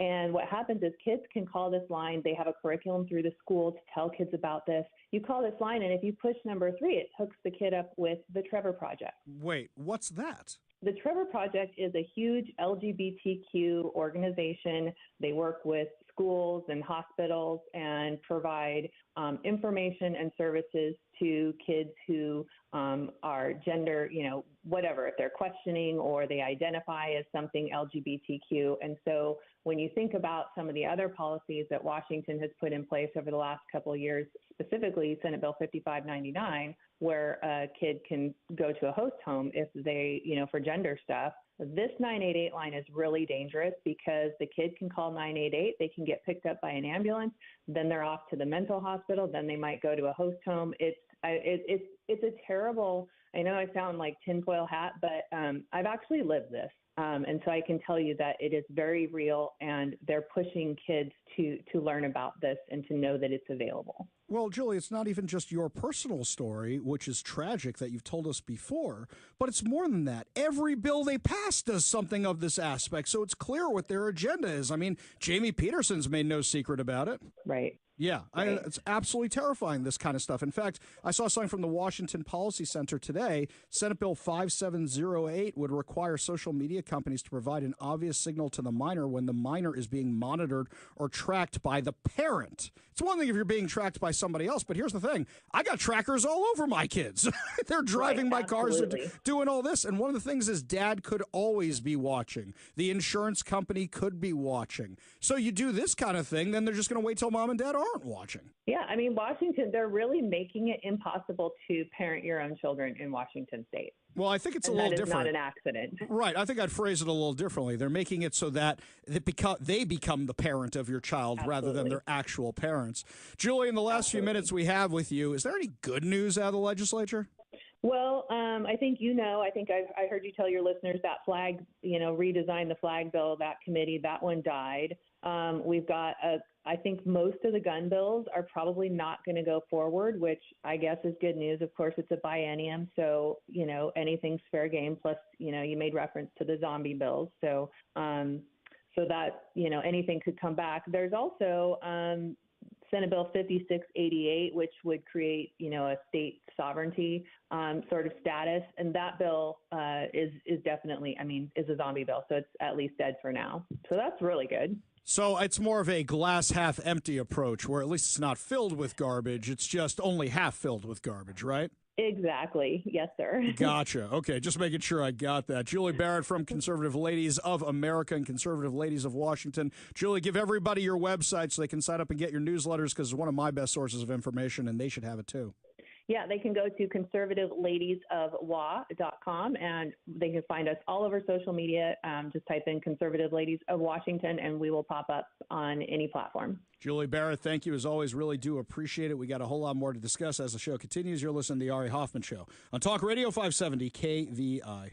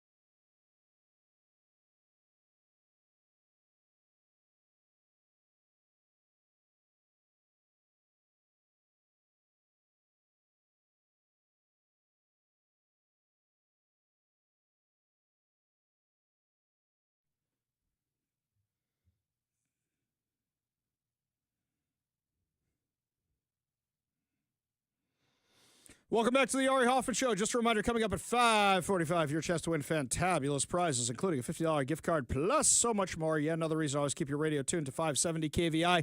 Left on your dial, always right on the issues. You can also stream us at KVI.com, download the KVI app, and, of course, subscribe to us on whatever your preferred podcast platform is. I don't know what was going on this weekend, but Mike found a whole bunch of weird news that was trending, not just here in the U.S., but also around the world. This one comes from The Sun. Here's the headline. Sparks fly. My AI robot wife is my rock. Our life is like a sci-fi flick, and we bond over studying and playing video games together. Point of order. I'm sorry, who? Yeah. My wife. Exactly right. You should see the pictures. This robot thing does not look very lifelike. My wife. Yes, exactly. It looks like a giant American Girl doll. Why do I know what an American Girl doll is? I have a daughter. She buys these things. She likes these things. All right? Clearly, there's some issues here where the dude's going after the AI wife. We're not talking about... My wife. Thank you. We're not talking about Centennial Man with Robin Williams. God, that may have been one of his worst movies ever, really. And he made some stinkers. He made some great movies, don't get me wrong, but that one was awful. Just awful. Well, we won't have to worry about it anymore, will we? Oh, no. Bad, Mike. Anyway, so... this one here, also something else. Did you see that video that's coming out of China where that robot that I think was event staff of some kind freaked out on the audience and started going into the crowd attacking people? Oh, it's nuts. I mean, it really looks like something out of the movies where this robot just, you know what it looks like? It looks like the scene in Iron Man 2 when all the drone Iron Mans that Vankov had built start going nuts and killing everybody at the Stark Expo. That's what it looks like, this robot just going crazy. It doesn't look like a human being. It looks like a robot. It's an iRobot kind of scenario here. But yeah, this guy's got his AI wife. My wife. Yeah, I don't want to know what he does with the AI robot, and you got kids in the car, so we're going to move on past that. Is that while he's wearing his Bane mask? Yeah, I did see that one there, too. I don't know what you call that there, but we'll just stick Let's with call it a Bane mask. Sure, that's what it is. I am AI's reckoning. Well, I'm glad you don't, brother, because a lot of people do. Then there was this one. A couple on a long-haul flight, this is according to metro.co.uk, were horrified when the woman next to them suddenly died, and they were forced to sit next to her corpse for the rest of the journey. Can you imagine that? Well, okay, in the flight crew's defense for a second, what are you supposed to do with the body? So the flight crew has their seats for a minute, right? Now, okay, the 787, or is it the 777? I forget which one it is, has a compartment above the galley in the back, which is where the crew sleeps on ocean journeys, ocean flights. Is it marked for dead people? Well, see, that's my question. Super dead. Do you do like a Wesley Snipes or an Air Force One and you go down underneath the plane and just layer out with the luggage? Or do you just... real cold in there. Oh, Super dead. It would keep her fresher, don't you think? So this is morbid. This is really, really morbid, by the way. My wife. I was just about to say, my wife was coming back from Israel yesterday, and she actually happened to be sitting in front of Quentin Tarantino on the flight back. I think that's way more fun than a dead guy, by the way. Let's just say that one there. Come on. Yeah, I would just say. She's a big Quentin Tarantino fan, so that was good for her. Okay, so... Yeah, Well, she is. I don't like the Tarantino, but Michelle... Oh, yeah. Mitchell Ring and Jennifer Collin were flying from Melbourne, Australia, to their dream holiday vacation in Venice, Italy. Okay, thank God it wasn't like the 24-hour flight from Melbourne, Australia to, New York or here or something. When the woman collapsed in the aisle shortly after going to the toilet. Wait. Okay, now I'm not on Team Flight Crew anymore. She collapsed in the aisle, died in the aisle, and then you propped her back in her seat? All right, that's not Only cool. in America. No, not in America. It's Australia and it's Italy. It had nothing to do with America. Hank Williams Jr., you don't know what you're talking about. Come on. The there we go. Qatar Airways cabin crew, they like dead bodies. They're just saying they're trying what? Qatarian terrorists. All right. Yes. Got it. Okay, all right. I thought we were talking about the employees of, Harmonics and their game Qatar Hero. No, not Jeez. that. Oh, that's right. I thought we were talking about actual terrorists. My mistake. But they were further traumatized after being forced to sit next to the corpse for the remaining 4 hours of the flight. Oh, my God. That's awful. Also, here's something else. Nobody from the flight contacted them after the ordeal. That's bonkers crazy. Now, what are they going to tell you? That it's like, well, Beboop, I'm sorry to tell you that lady you were sitting next to is still super dead. No, I would say, I'm sorry that happened to you. Here's some free tickets for next time so you don't go to metro.co.uk and tell them about it so the story goes viral and then the Ari Hoffman show ends up talking about it. Right. Beboop, hello. Yes, Qatar Airlines. I know you're a bunch of terrorists because that's what Ari Hoffman said on the radio, but I would like some vouchers, please, because I got to sit next to somebody who was super dead. Super dead. And you know who was upset about that? My wife. All right. Yes, I'll hold. Thank you. Well, here's the thing. These people got a story for life now. Yes, about death. Well, how about they avoided terrorists? Yes. Yeah, exactly they avoided right, death too. at the hands of the terrorist airlines. There you go. Okay. Now, moving off of the dead people story for a minute here, this is another weird one. Super dead. So the Mirror... Man, these foreign newspapers got some weird stories here. Alleged killer Luigi Mangione is said to be begging his fans to stop bombarding him with photos while he awaits trial in Brooklyn Federal Prison. Oh, I feel so bad for you. You're getting fan mail in prison? I feel your pain, you crazy alleged assassin. Give me a break here. Oh, I'm sorry. Stop talking to me. We're not famous. We're not famous. Okay. What else you got to do in prison all day? Is prison that nice? You got a lot of entertainment in there that the fan mail is not a big deal? Okay. I'm just saying, according to the statement on the Maryland Natives Legal Defense Fund, the alleged killer cannot keep up with the amount of photos being sent to him. Luigi is allowed to receive photos via Shutterfly and free prints in accordance with mail procedures while in custody.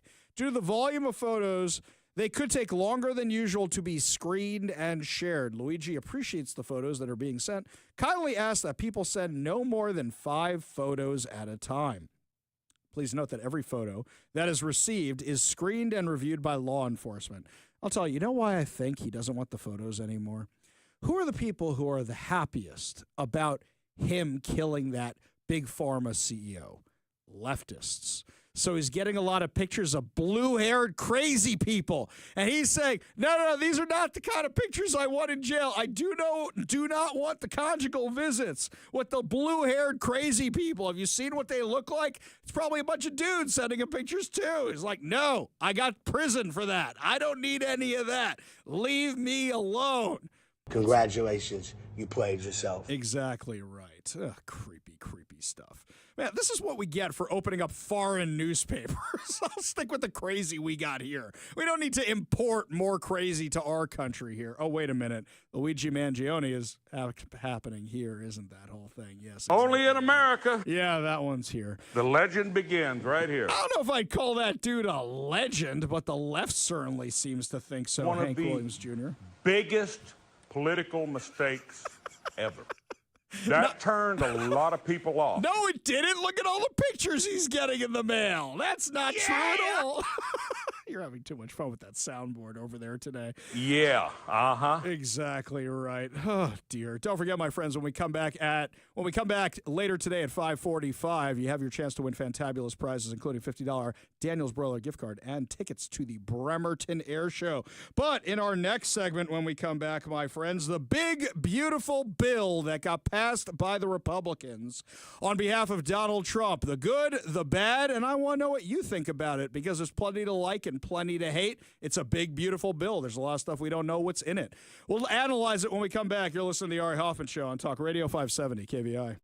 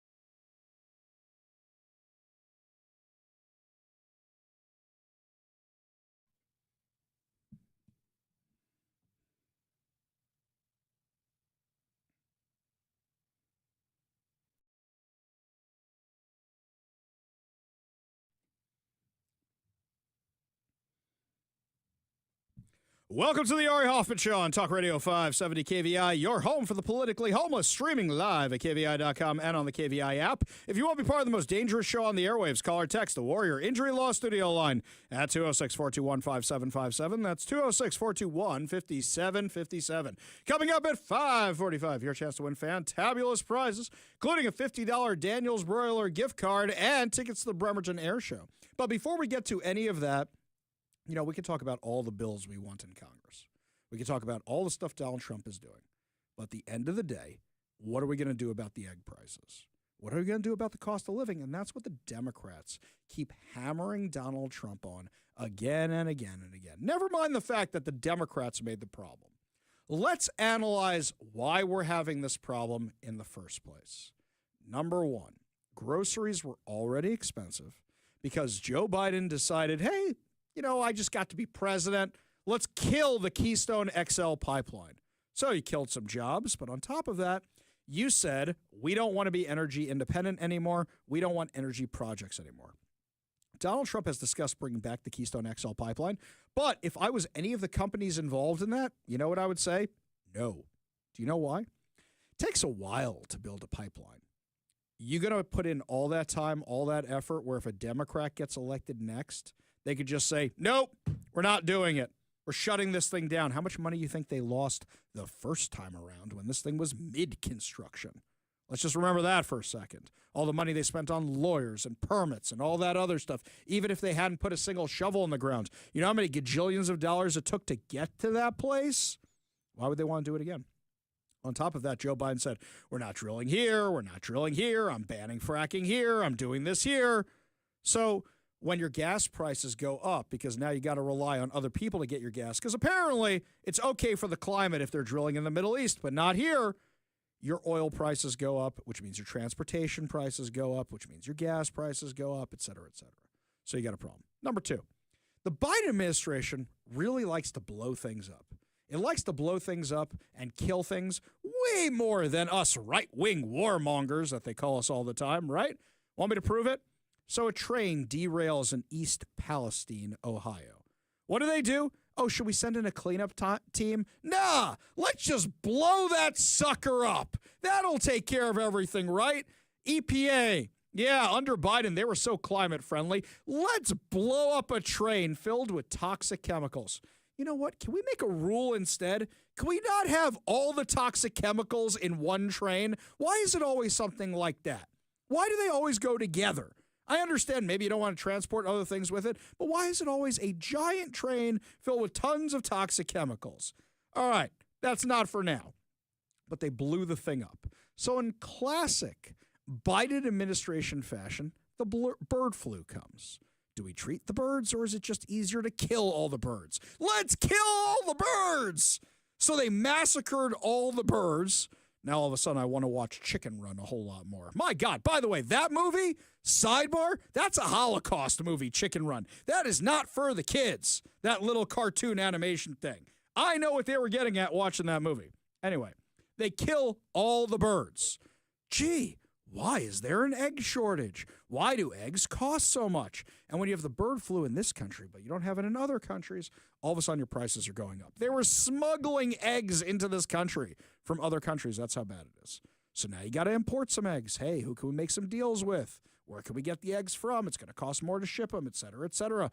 Because you know what? To grow baby chickens and get them to egg-bearing age takes a little while. Do I need to explain biology to you? Well, maybe the people on the left I need to do that with. But it takes a while.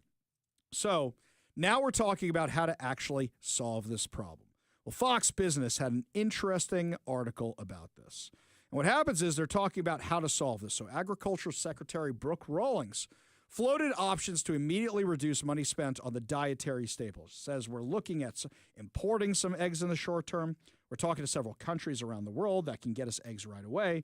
This would not be a long-term fix, but to immediately begin to bring those prices down.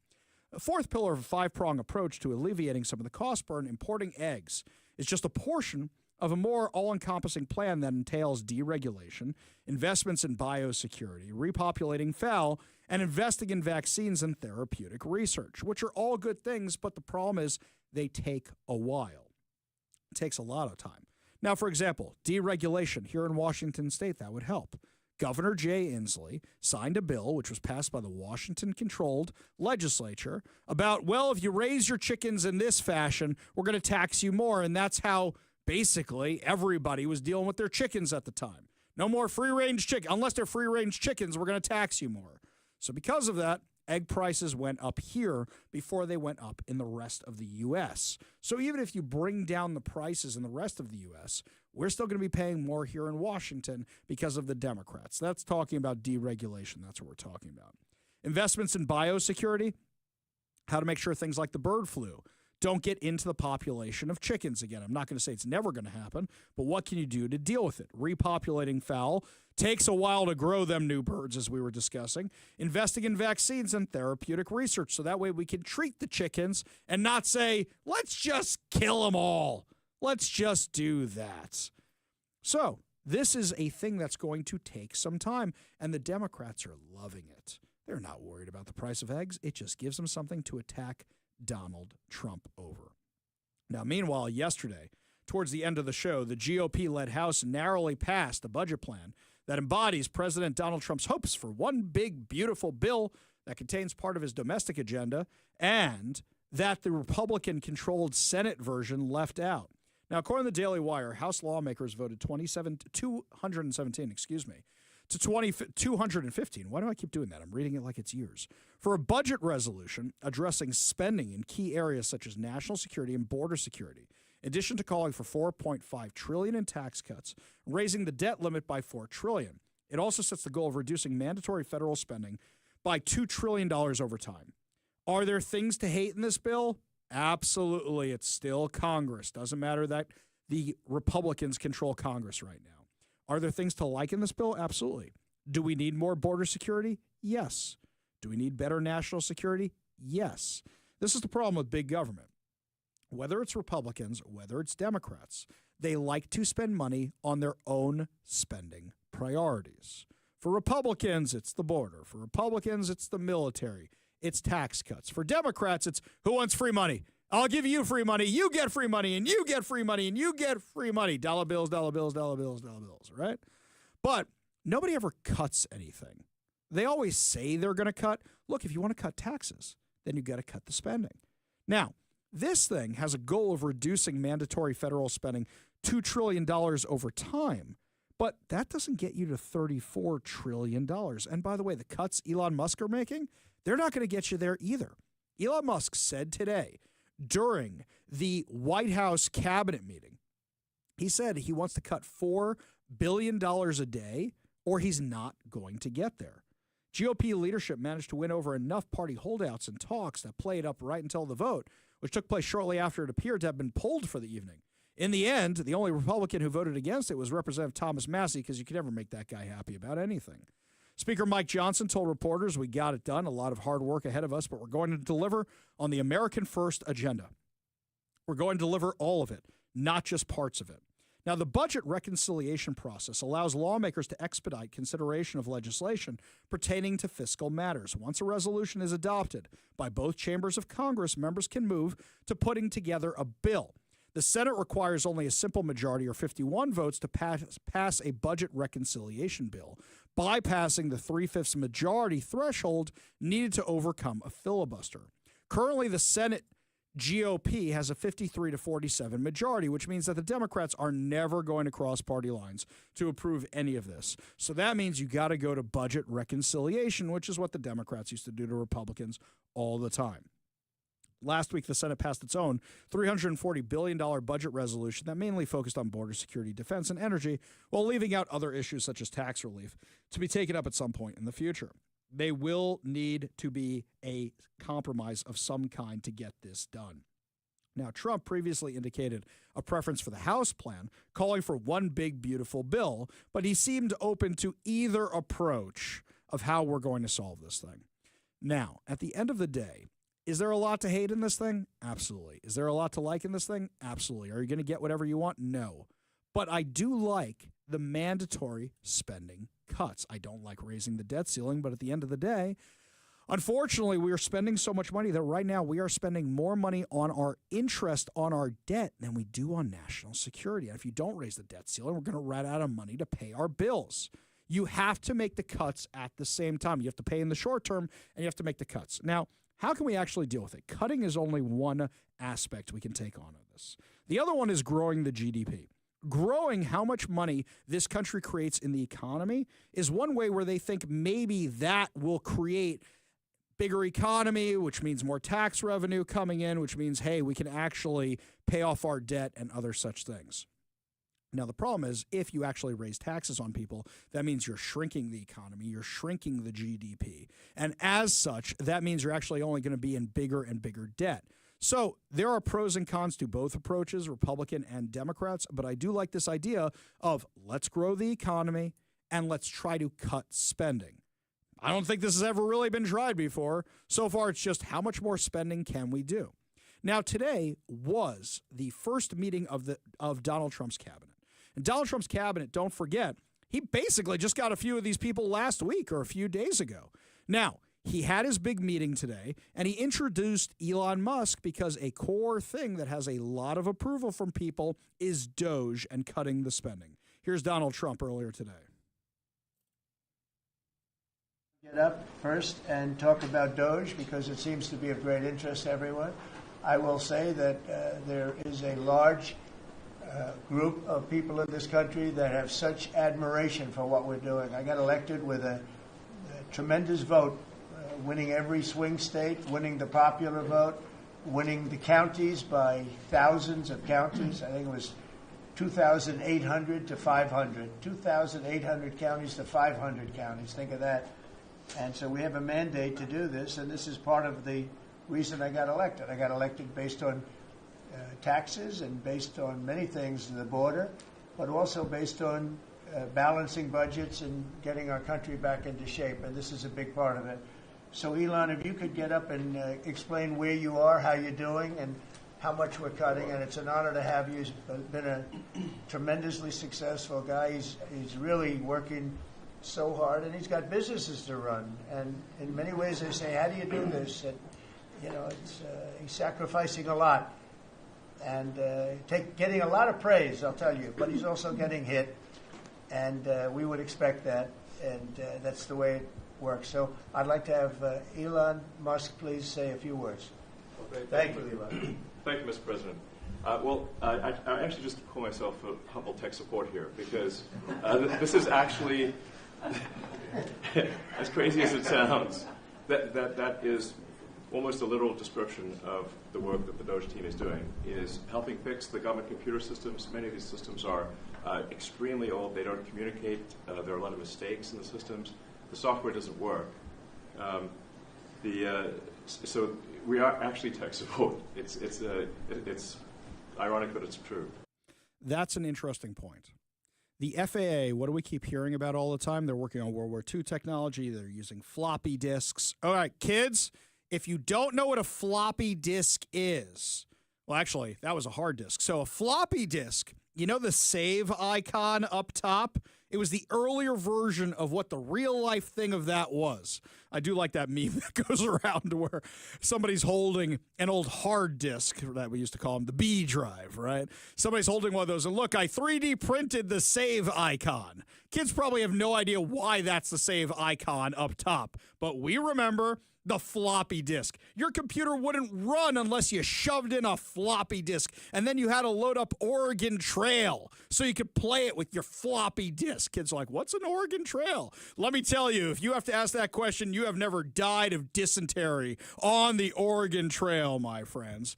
But if they're still running on floppy disks, you think they're efficient? No, of course not. And by the way, you're probably using more employees than you need to be using in air traffic control if you're relying on such an outdated system. How much of this stuff could be replaced by automation?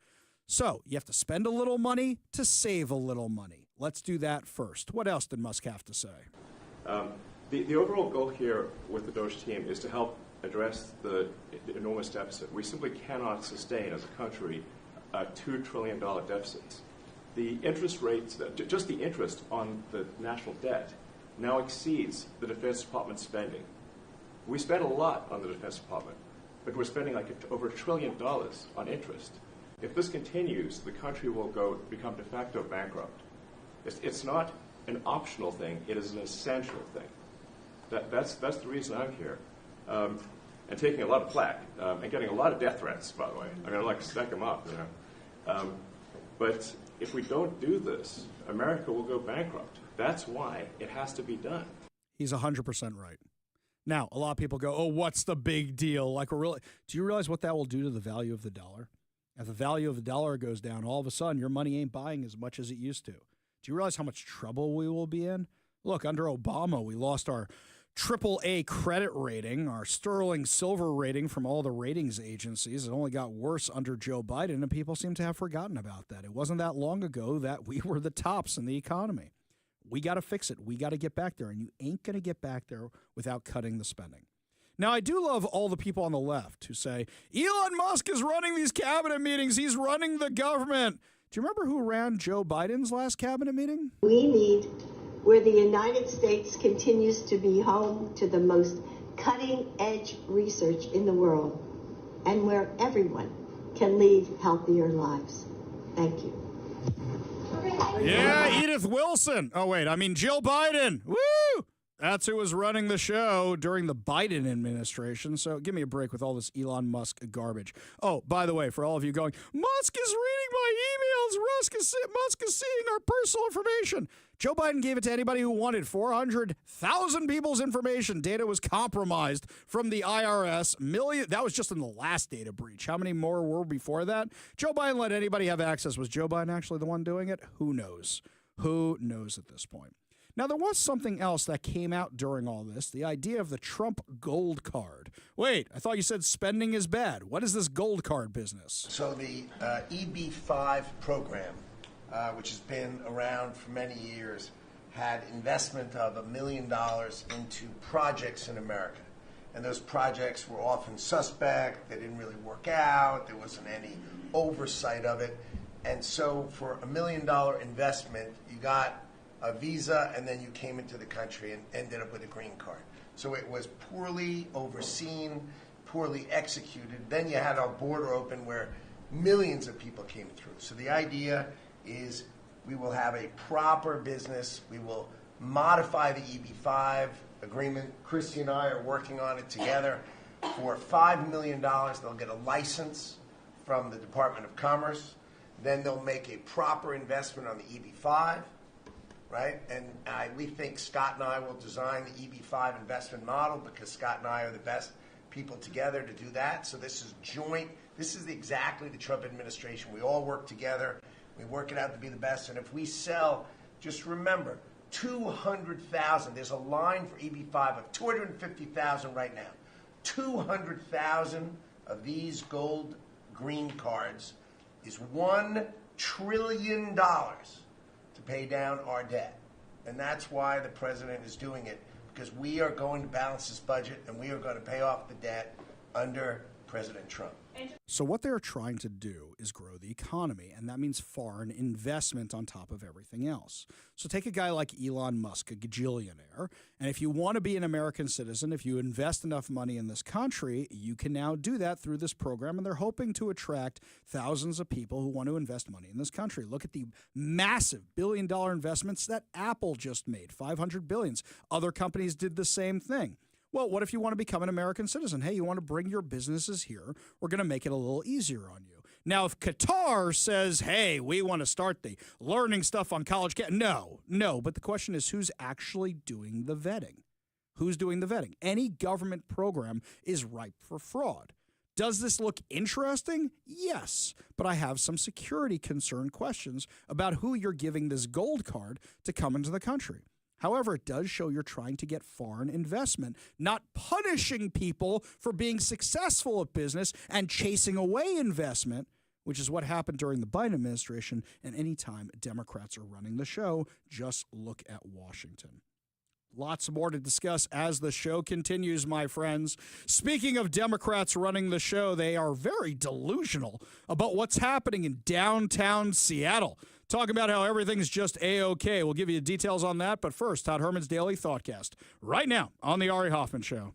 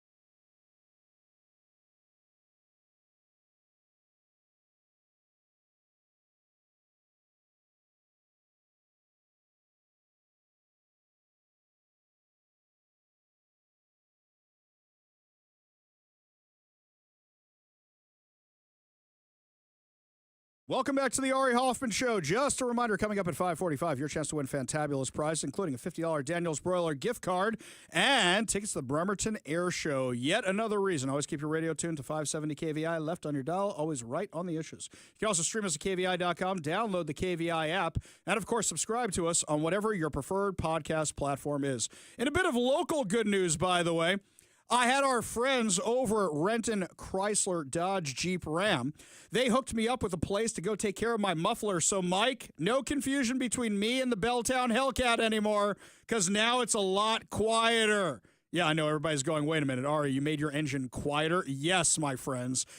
I want to stay married. Okay, we'll do it that way. And my garage is right under my master bedroom. Okay? Oh, wait, I can't say master anymore. That's racist, isn't it? Yes. Jedi Master. Jedi Master bedroom. That's what we're going to call it from now on. Okay? All right. So, anyway, given that whole thing here, looking around in Seattle, these Looney Tunes that are our politicians around here, they think everything's just fine. They had this big event last night where Bruce Harrell and the Downtown Seattle Association are saying everything's just hunky-dory because the World Cup's coming here. Is anybody excited about the World Cup coming here? Maybe the soccer fans. But for me, more traffic. You know what I'm actually excited for? I'm excited that when the World Cup is here, the homeless people are going to be cleared out like they were for Taylor Swift, like they were for the All-Star game. Great, a week of no homeless people in downtown Seattle, but they get moved everywhere else like my neighborhood. Woohoo! Thank you. Really appreciate that, guys. Awesome. What are they talking about everything's okay? Bruce Harrell, he's running for re-election, so he's going to tell you everything's okay. The work's not done. One Seattle, rising Seattle, rise up Seattle, whatever nonsense he's going to come up with this time. So then you have things like this report right here from Fox 13. Seattle's office market continues to face challenges in the new year with vacancy rates placing it among the highest in the nation. Woo! We're number one again. Oh, wait, this isn't a good thing. Actually, we're number two. We're right behind San Francisco. According to a recent report, the city's vacancy rate is close to 30% in office space, ranking among the top 5 U.S. markets with the highest vacancy rates. In fact, we're number two. Number two, right behind San Francisco. That is not a good list to be on. I love how last night all these speakers are talking about, well, Amazon coming back made things better. So something I've noticed, by the way, Mike, I wonder if you've noticed the same thing. I thought that traffic was going to get a lot worse when the Amazonians came back, and it started to be a lot worse, but then it kind of subsided, and it's not as bad as it was before. Whatever schedule they're working on, I don't think there's as many here as there were before. I was expecting the pre-pandemic traffic. I'm just not seeing it. I'm thankful I'm not seeing it, but on the other hand, it means the businesses in Lake Union, the businesses in downtown are still suffering. Downtown is nothing like what it was before. Foot traffic is nothing like what it was before. South Lake Union, The Amazonians may have come back, but you can barely tell. You really can barely tell because a lot of other businesses didn't. And whatever these Amazon people are doing, a lot of them moved out of town. A lot of them are still working remotely. The ones who can work remotely, the ones who made deals about working remotely when they got hired. So we're seeing a slight increase, but I'm not seeing traffic like I used to. I'm not seeing foot traffic like I used to. And then there's all the other businesses. So great, Amazon's one of them, but how many programs did Amazon move to Bellevue? Amazon can talk about coming back to Seattle, to the office all at once, but a lot of those offices are in Bellevue. They're not in Seattle. I had to go out to the east side today, and when I was out on the east side this morning, traffic out there was insane. You want to know where all the Seattle traffic went? It went to the east side. That's where all the traffic went to. It's over there in Bellevue. It's over there in Redmond. That's where all the traffic is. Now, despite these challenges, some cities in nearby states are faring better. Los Angeles recorded the lowest vacancy rate, office vacancy rate in the West at 16.4%, one of the lowest nationally. Meanwhile, Phoenix experienced a 3.2% year-over-year increase in asking office rents in January. Nationally, the office sector continues to face difficulties, with the overall vacancy rate standing at 19.7% in January, up 180 points year over year. It's because people realize they don't need offices anymore. The national average listing rate rose to 33.38 per square foot, a 5.8% increase from the previous year amid rising vacancies and discounted sales. You know the unfortunate thing? I think the only way you can turn around the office market here in Seattle, unless there's some big boom of some new industry like there was with airlines, like there was with the tech industry, unless something else comes along, the only thing you can really do is turn it into low-income housing. That's it. It's not going to make things better downtown, which is probably why they don't want to do that. And landlords don't want to do it because they know they're going to have to be cleaning meth out of his buildings. Additionally, 44.1 million square feet of office space were delivered nationally, marking the fourth consecutive year of year-over-year decline, which means people just don't want offices anymore. A lot of people are working from home. A lot of jobs erased when you start relying on AI if you know what you're doing using it. On top of that, you've got the safety concerns. Now, according to Como News, King County leaders, transit union, are working to form a safety task force after the Metro bus violence. You know, it's really, really sad that this bus driver was killed. We've talked about how sad it is that this bus driver was killed. But how many incidents were there before this bus driver? People being thrown downstairs, people being chased with swords and hatchets and shot and you name it, stabbed. There were so many warning signs. Now, you guys are talking about safety on transit? Well, how's that working out for you? According to Como News, police are investigating a shooting that left an injured man at the Renton Transit Center Tuesday afternoon. According to officials, the shooting happened at the doors of the transit center at 2333 Burnett Avenue South in Renton just before 4:30 p.m. The man was shot in the abdomen, transported to Harborview Medical Center for treatment. Wait a minute. I thought we banned firearms from transit. There should be no guns on transit anymore. So how did this guy get shot? That's insane. We have a no-gun zone. We have a gun-free zone on transit. Don't the criminals know that? Don't they know to respect the sign, respect the rules? How did this happen? Renton police quickly located and arrested a suspect near the scene. Witness described chaotic moments when shots were fired during the rush hour of the transit center. Because the shooting happened at the transit center, King County Sheriff's Office is handling the investigation as part of their Metro Transit Police contract. This is still something crazy, by the way, guys. The fact that nobody was hurt in this thing, but still, except for the one guy, but there's still shooting going on. So, of course, they're going to be looking at safety issues. But you know what?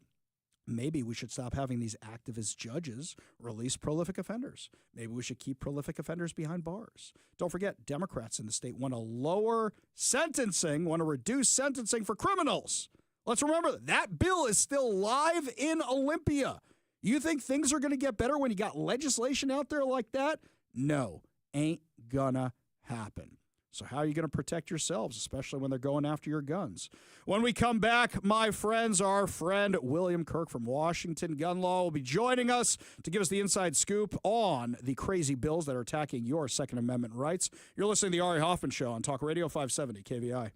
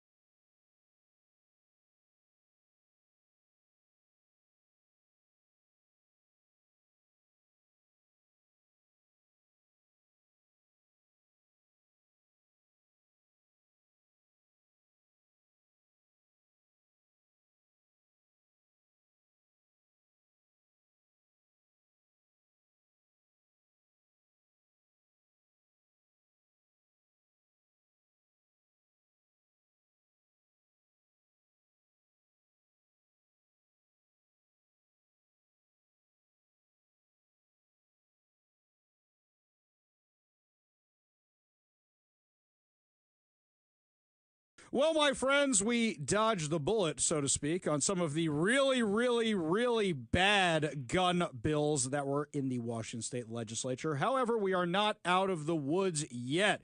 Here to unload on all the other insanity from Washington gun law, the one and only William Kirk. Thanks so much for being with us today. Ari, thanks for having me. Appreciate it. Always a pleasure. All right, give us the good, the bad, and the ugly.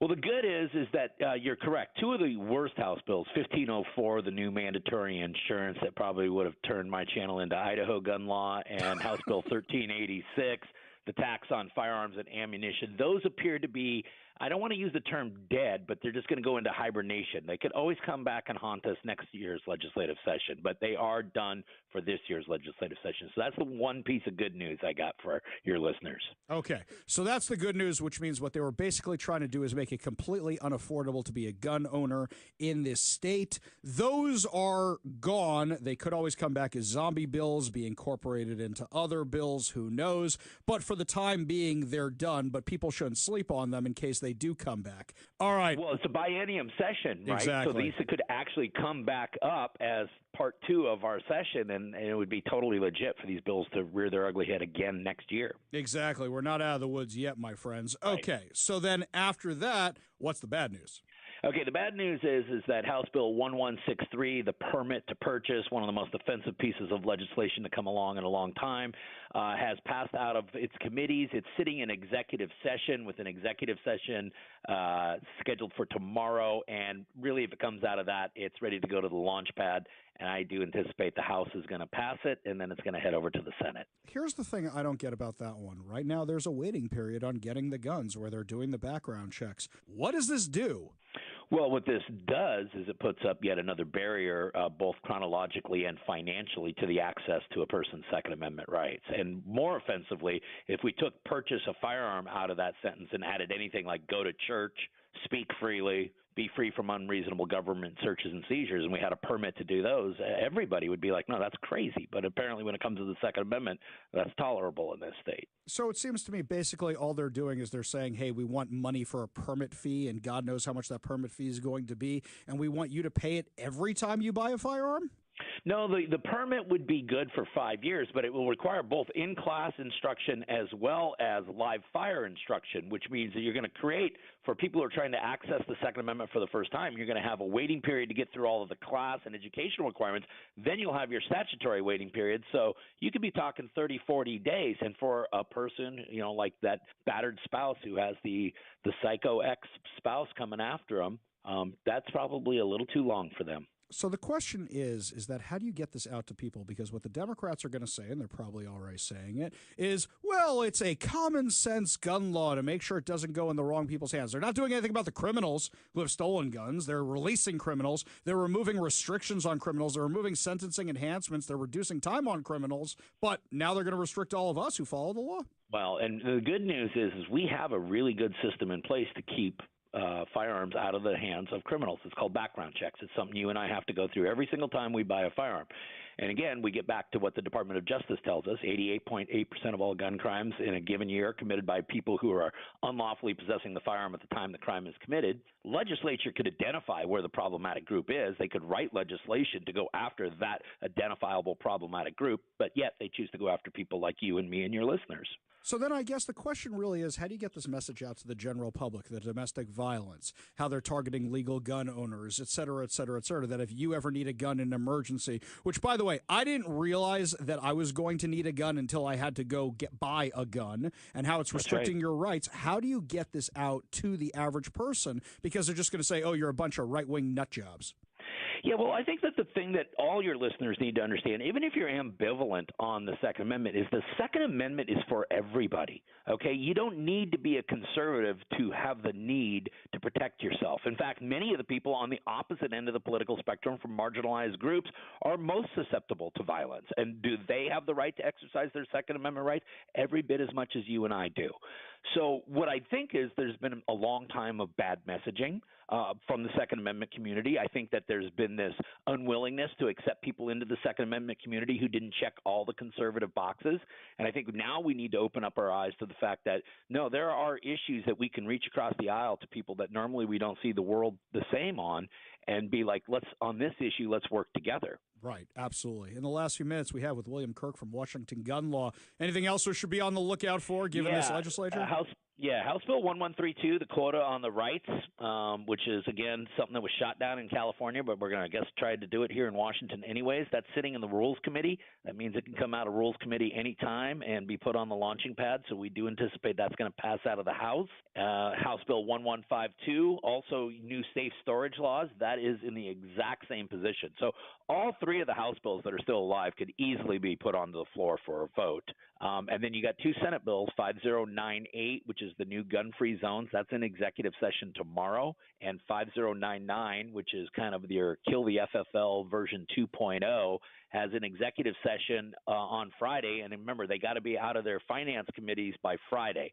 So right now, those five bills are in perfect condition to be passed out of their respective chambers. Yeah, we know those gun-free zones work out really well for schools and for synagogues and for churches and for transit, right? It works out really, really well, so can't wait to see more of that. At least there hasn't been any news stories recently about violence on public transportation here in the Puget Sound region. No, of course not. Of course not. No, our mass transit system here is perfectly safe. That's why it's never in the news on my show. That's right. That's right.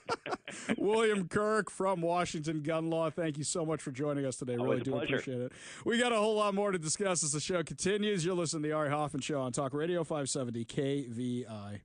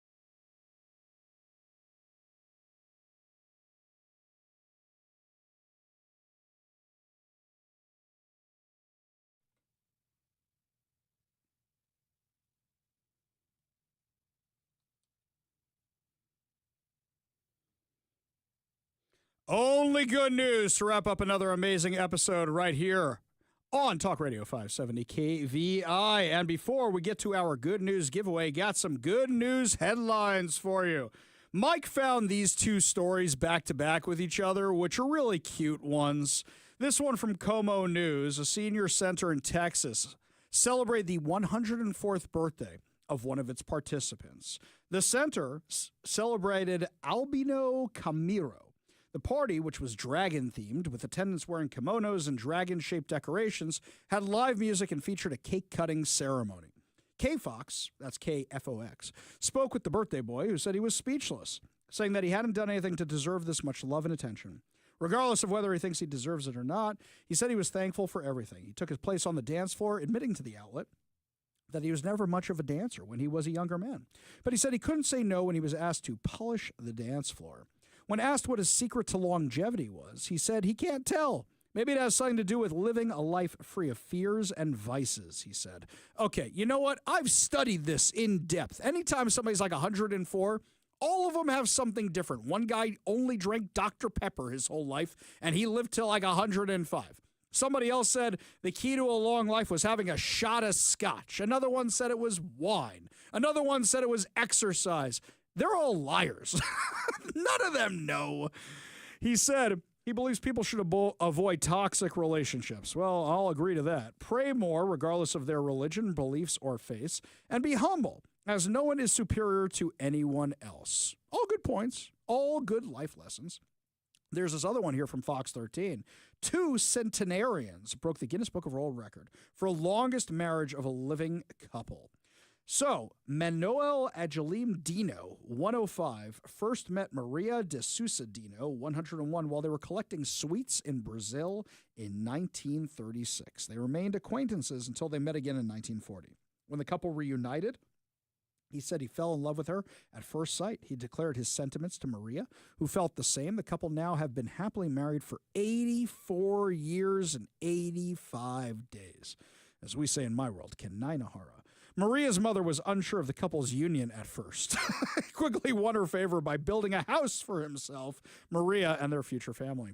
By this time, World War II was breaking out in Europe. Back in Brazil, the couple grew tobacco to support their 13 children. Ah, see, tobacco. That's the key to a long life. Be a tobacco farmer.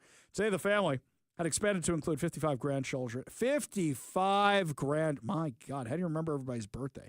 54 great-grandchildren and 12 great-great-grandchildren. Oh, amazing. The long-married couple now spends their time at home enjoying the life they've built. Due to his age, he spends most of his time resting. However, he gets up every evening to sit with his wife in their living room, where they listen to a rosary prayer on the radio, followed by Mass on television. Okay, wait a second. The last guy said prayer. Maybe there's something to this whole prayer thing. Previous record was held by an American couple, Herbert Fisher, born in 1905, and Zilmira Fisher, born in 1907. Oh, see those immigrants taking all our jobs. That's what's happening here. They were together for 86 years and 290 days until Herbert passed away on February 27, 2011, according to Guinness Book of World Records. The longest ever recorded marriage belongs to David Jacob Hiller, born in 1789, and Sarah Davy Hiller, born in 1792. After they tied the knot in Canada in 1809, their union lasted an incredible 88 years and 349 days until Sarah passed away in 1898. You know, my grandfather lived till, 94 years old? 94 years old, my grandfather. And he would have a shot of tequila every single day. And he said he was very happy when I got my driver's license and came to visit him, because then he can go out in the afternoon, where otherwise he was just staying home. He said shot of tequila every afternoon. That's what he did. I didn't even know that. I didn't know that until I was much, much older, my friends. I thought he was just being nice and letting me drive his Camaro around town and helping me learn to drive. I didn't realize there was an ulterior motive to all this. Meanwhile, my great-grandmother, I think she passed away at 103. She lived a long, long time. And actually what happened was, towards the end of her life, she had a really bad stroke. And she came home from the hospital and she had to be fed. And she said, no more. I'm not doing this anymore. And she said to my grandfather that she wanted him to stay up all night reading the Bible to her. And then she passed away the next morning. I kid you not. She had those kind of, heebie-jeebie powers, whatever it is. There's something funny about where she's buried, actually. Her and her friends bought a plot together. They bought this one big area. And there's this like mini George Washington-looking monument, which has all their names listed on it in alphabetical order. Her last name was Brosterman, but she is at the very, very bottom. And when I asked my father about that, when I saw her grave, I said, wait a second, what's it doing all the way at the very bottom? And he said she was going to be the last one to go, and she was. So think about that for a second. Then I had another question for my father. I said, wait a minute. Why is her husband over there, but she's over there, and they're not next to each other? And my father laughed, and he said, she wants to be near her friends, and she said, well, he can come talk to me if he wants to visit me. I'm like, wow, that was my great-grandmother. She was a tough cookie, that woman. Something else, I was named after her husband, and I couldn't find his grave at first. And then I found his grave behind a tree because a tree had sprouted up from where he was. It was blocking the entire tombstone. And then, of course, there's the thing where I said, hey, Dad, I'm named after him, right? And my dad said, yes. And I go, then why is my name different than the one on the tombstone? And my father goes, whoops. That was his only answer. Whoops. Okay. We'll move on from there. Before I forget, your chance to win fantabulous prizes. Before I forget, your chance to win amazing, amazing things, including a $50 Daniel's Broiler gift card. Daniel's Broiler has been a Seattle favorite since 1980. Features USDA prime steak and other specialties, including chicken and fresh seafood, as well as a selection of high-end spirits, wine, and cocktails. Daniel's Broiler is open now in Bellevue, downtown Seattle, Leschi, and South Lake Union with dine-in, takeout, and delivery. Check out danielsbroiler.com to reserve a table, place your takeout, delivery order, and more. We're also giving away a copy of 7 Steps to a Successful Retirement by Brian Evans of Madrona Financial and CPAs and the Little Red Book of Retirement. Visit madronafinancial.com for more information and discover how you can create a rooted wealth plan today. Last but certainly not least, we are giving away 4 tickets to the Bremerton Air Show at the Bremerton Airport on July 13th. Get your tickets and learn more at bremertonairshow.com. All you have to do in order to win these fantabulous prizes is be caller number 10 to 206-421-5757. That's 206-421-5757. Caller number 10 wins a $50 Daniel's Broiler gift card, a copy of 7 Steps to a Successful Retirement and the Little Red Book of Retirement by Brian Evans of Madrona Financial and CPAs, and 4 tickets to the Bremerton Air Show on July 13th. Phone lines are open now. Give Mike a call for your chance to win at 206-421-5757. That's 206-421-5757. Well, that's going to do it for me today, my friends, but fear not, we'll be back tomorrow with more insane stories, more exciting guests, and of course, more giveaways. You've been listening to the Ari Hoffman Show on Talk Radio 570 KVI.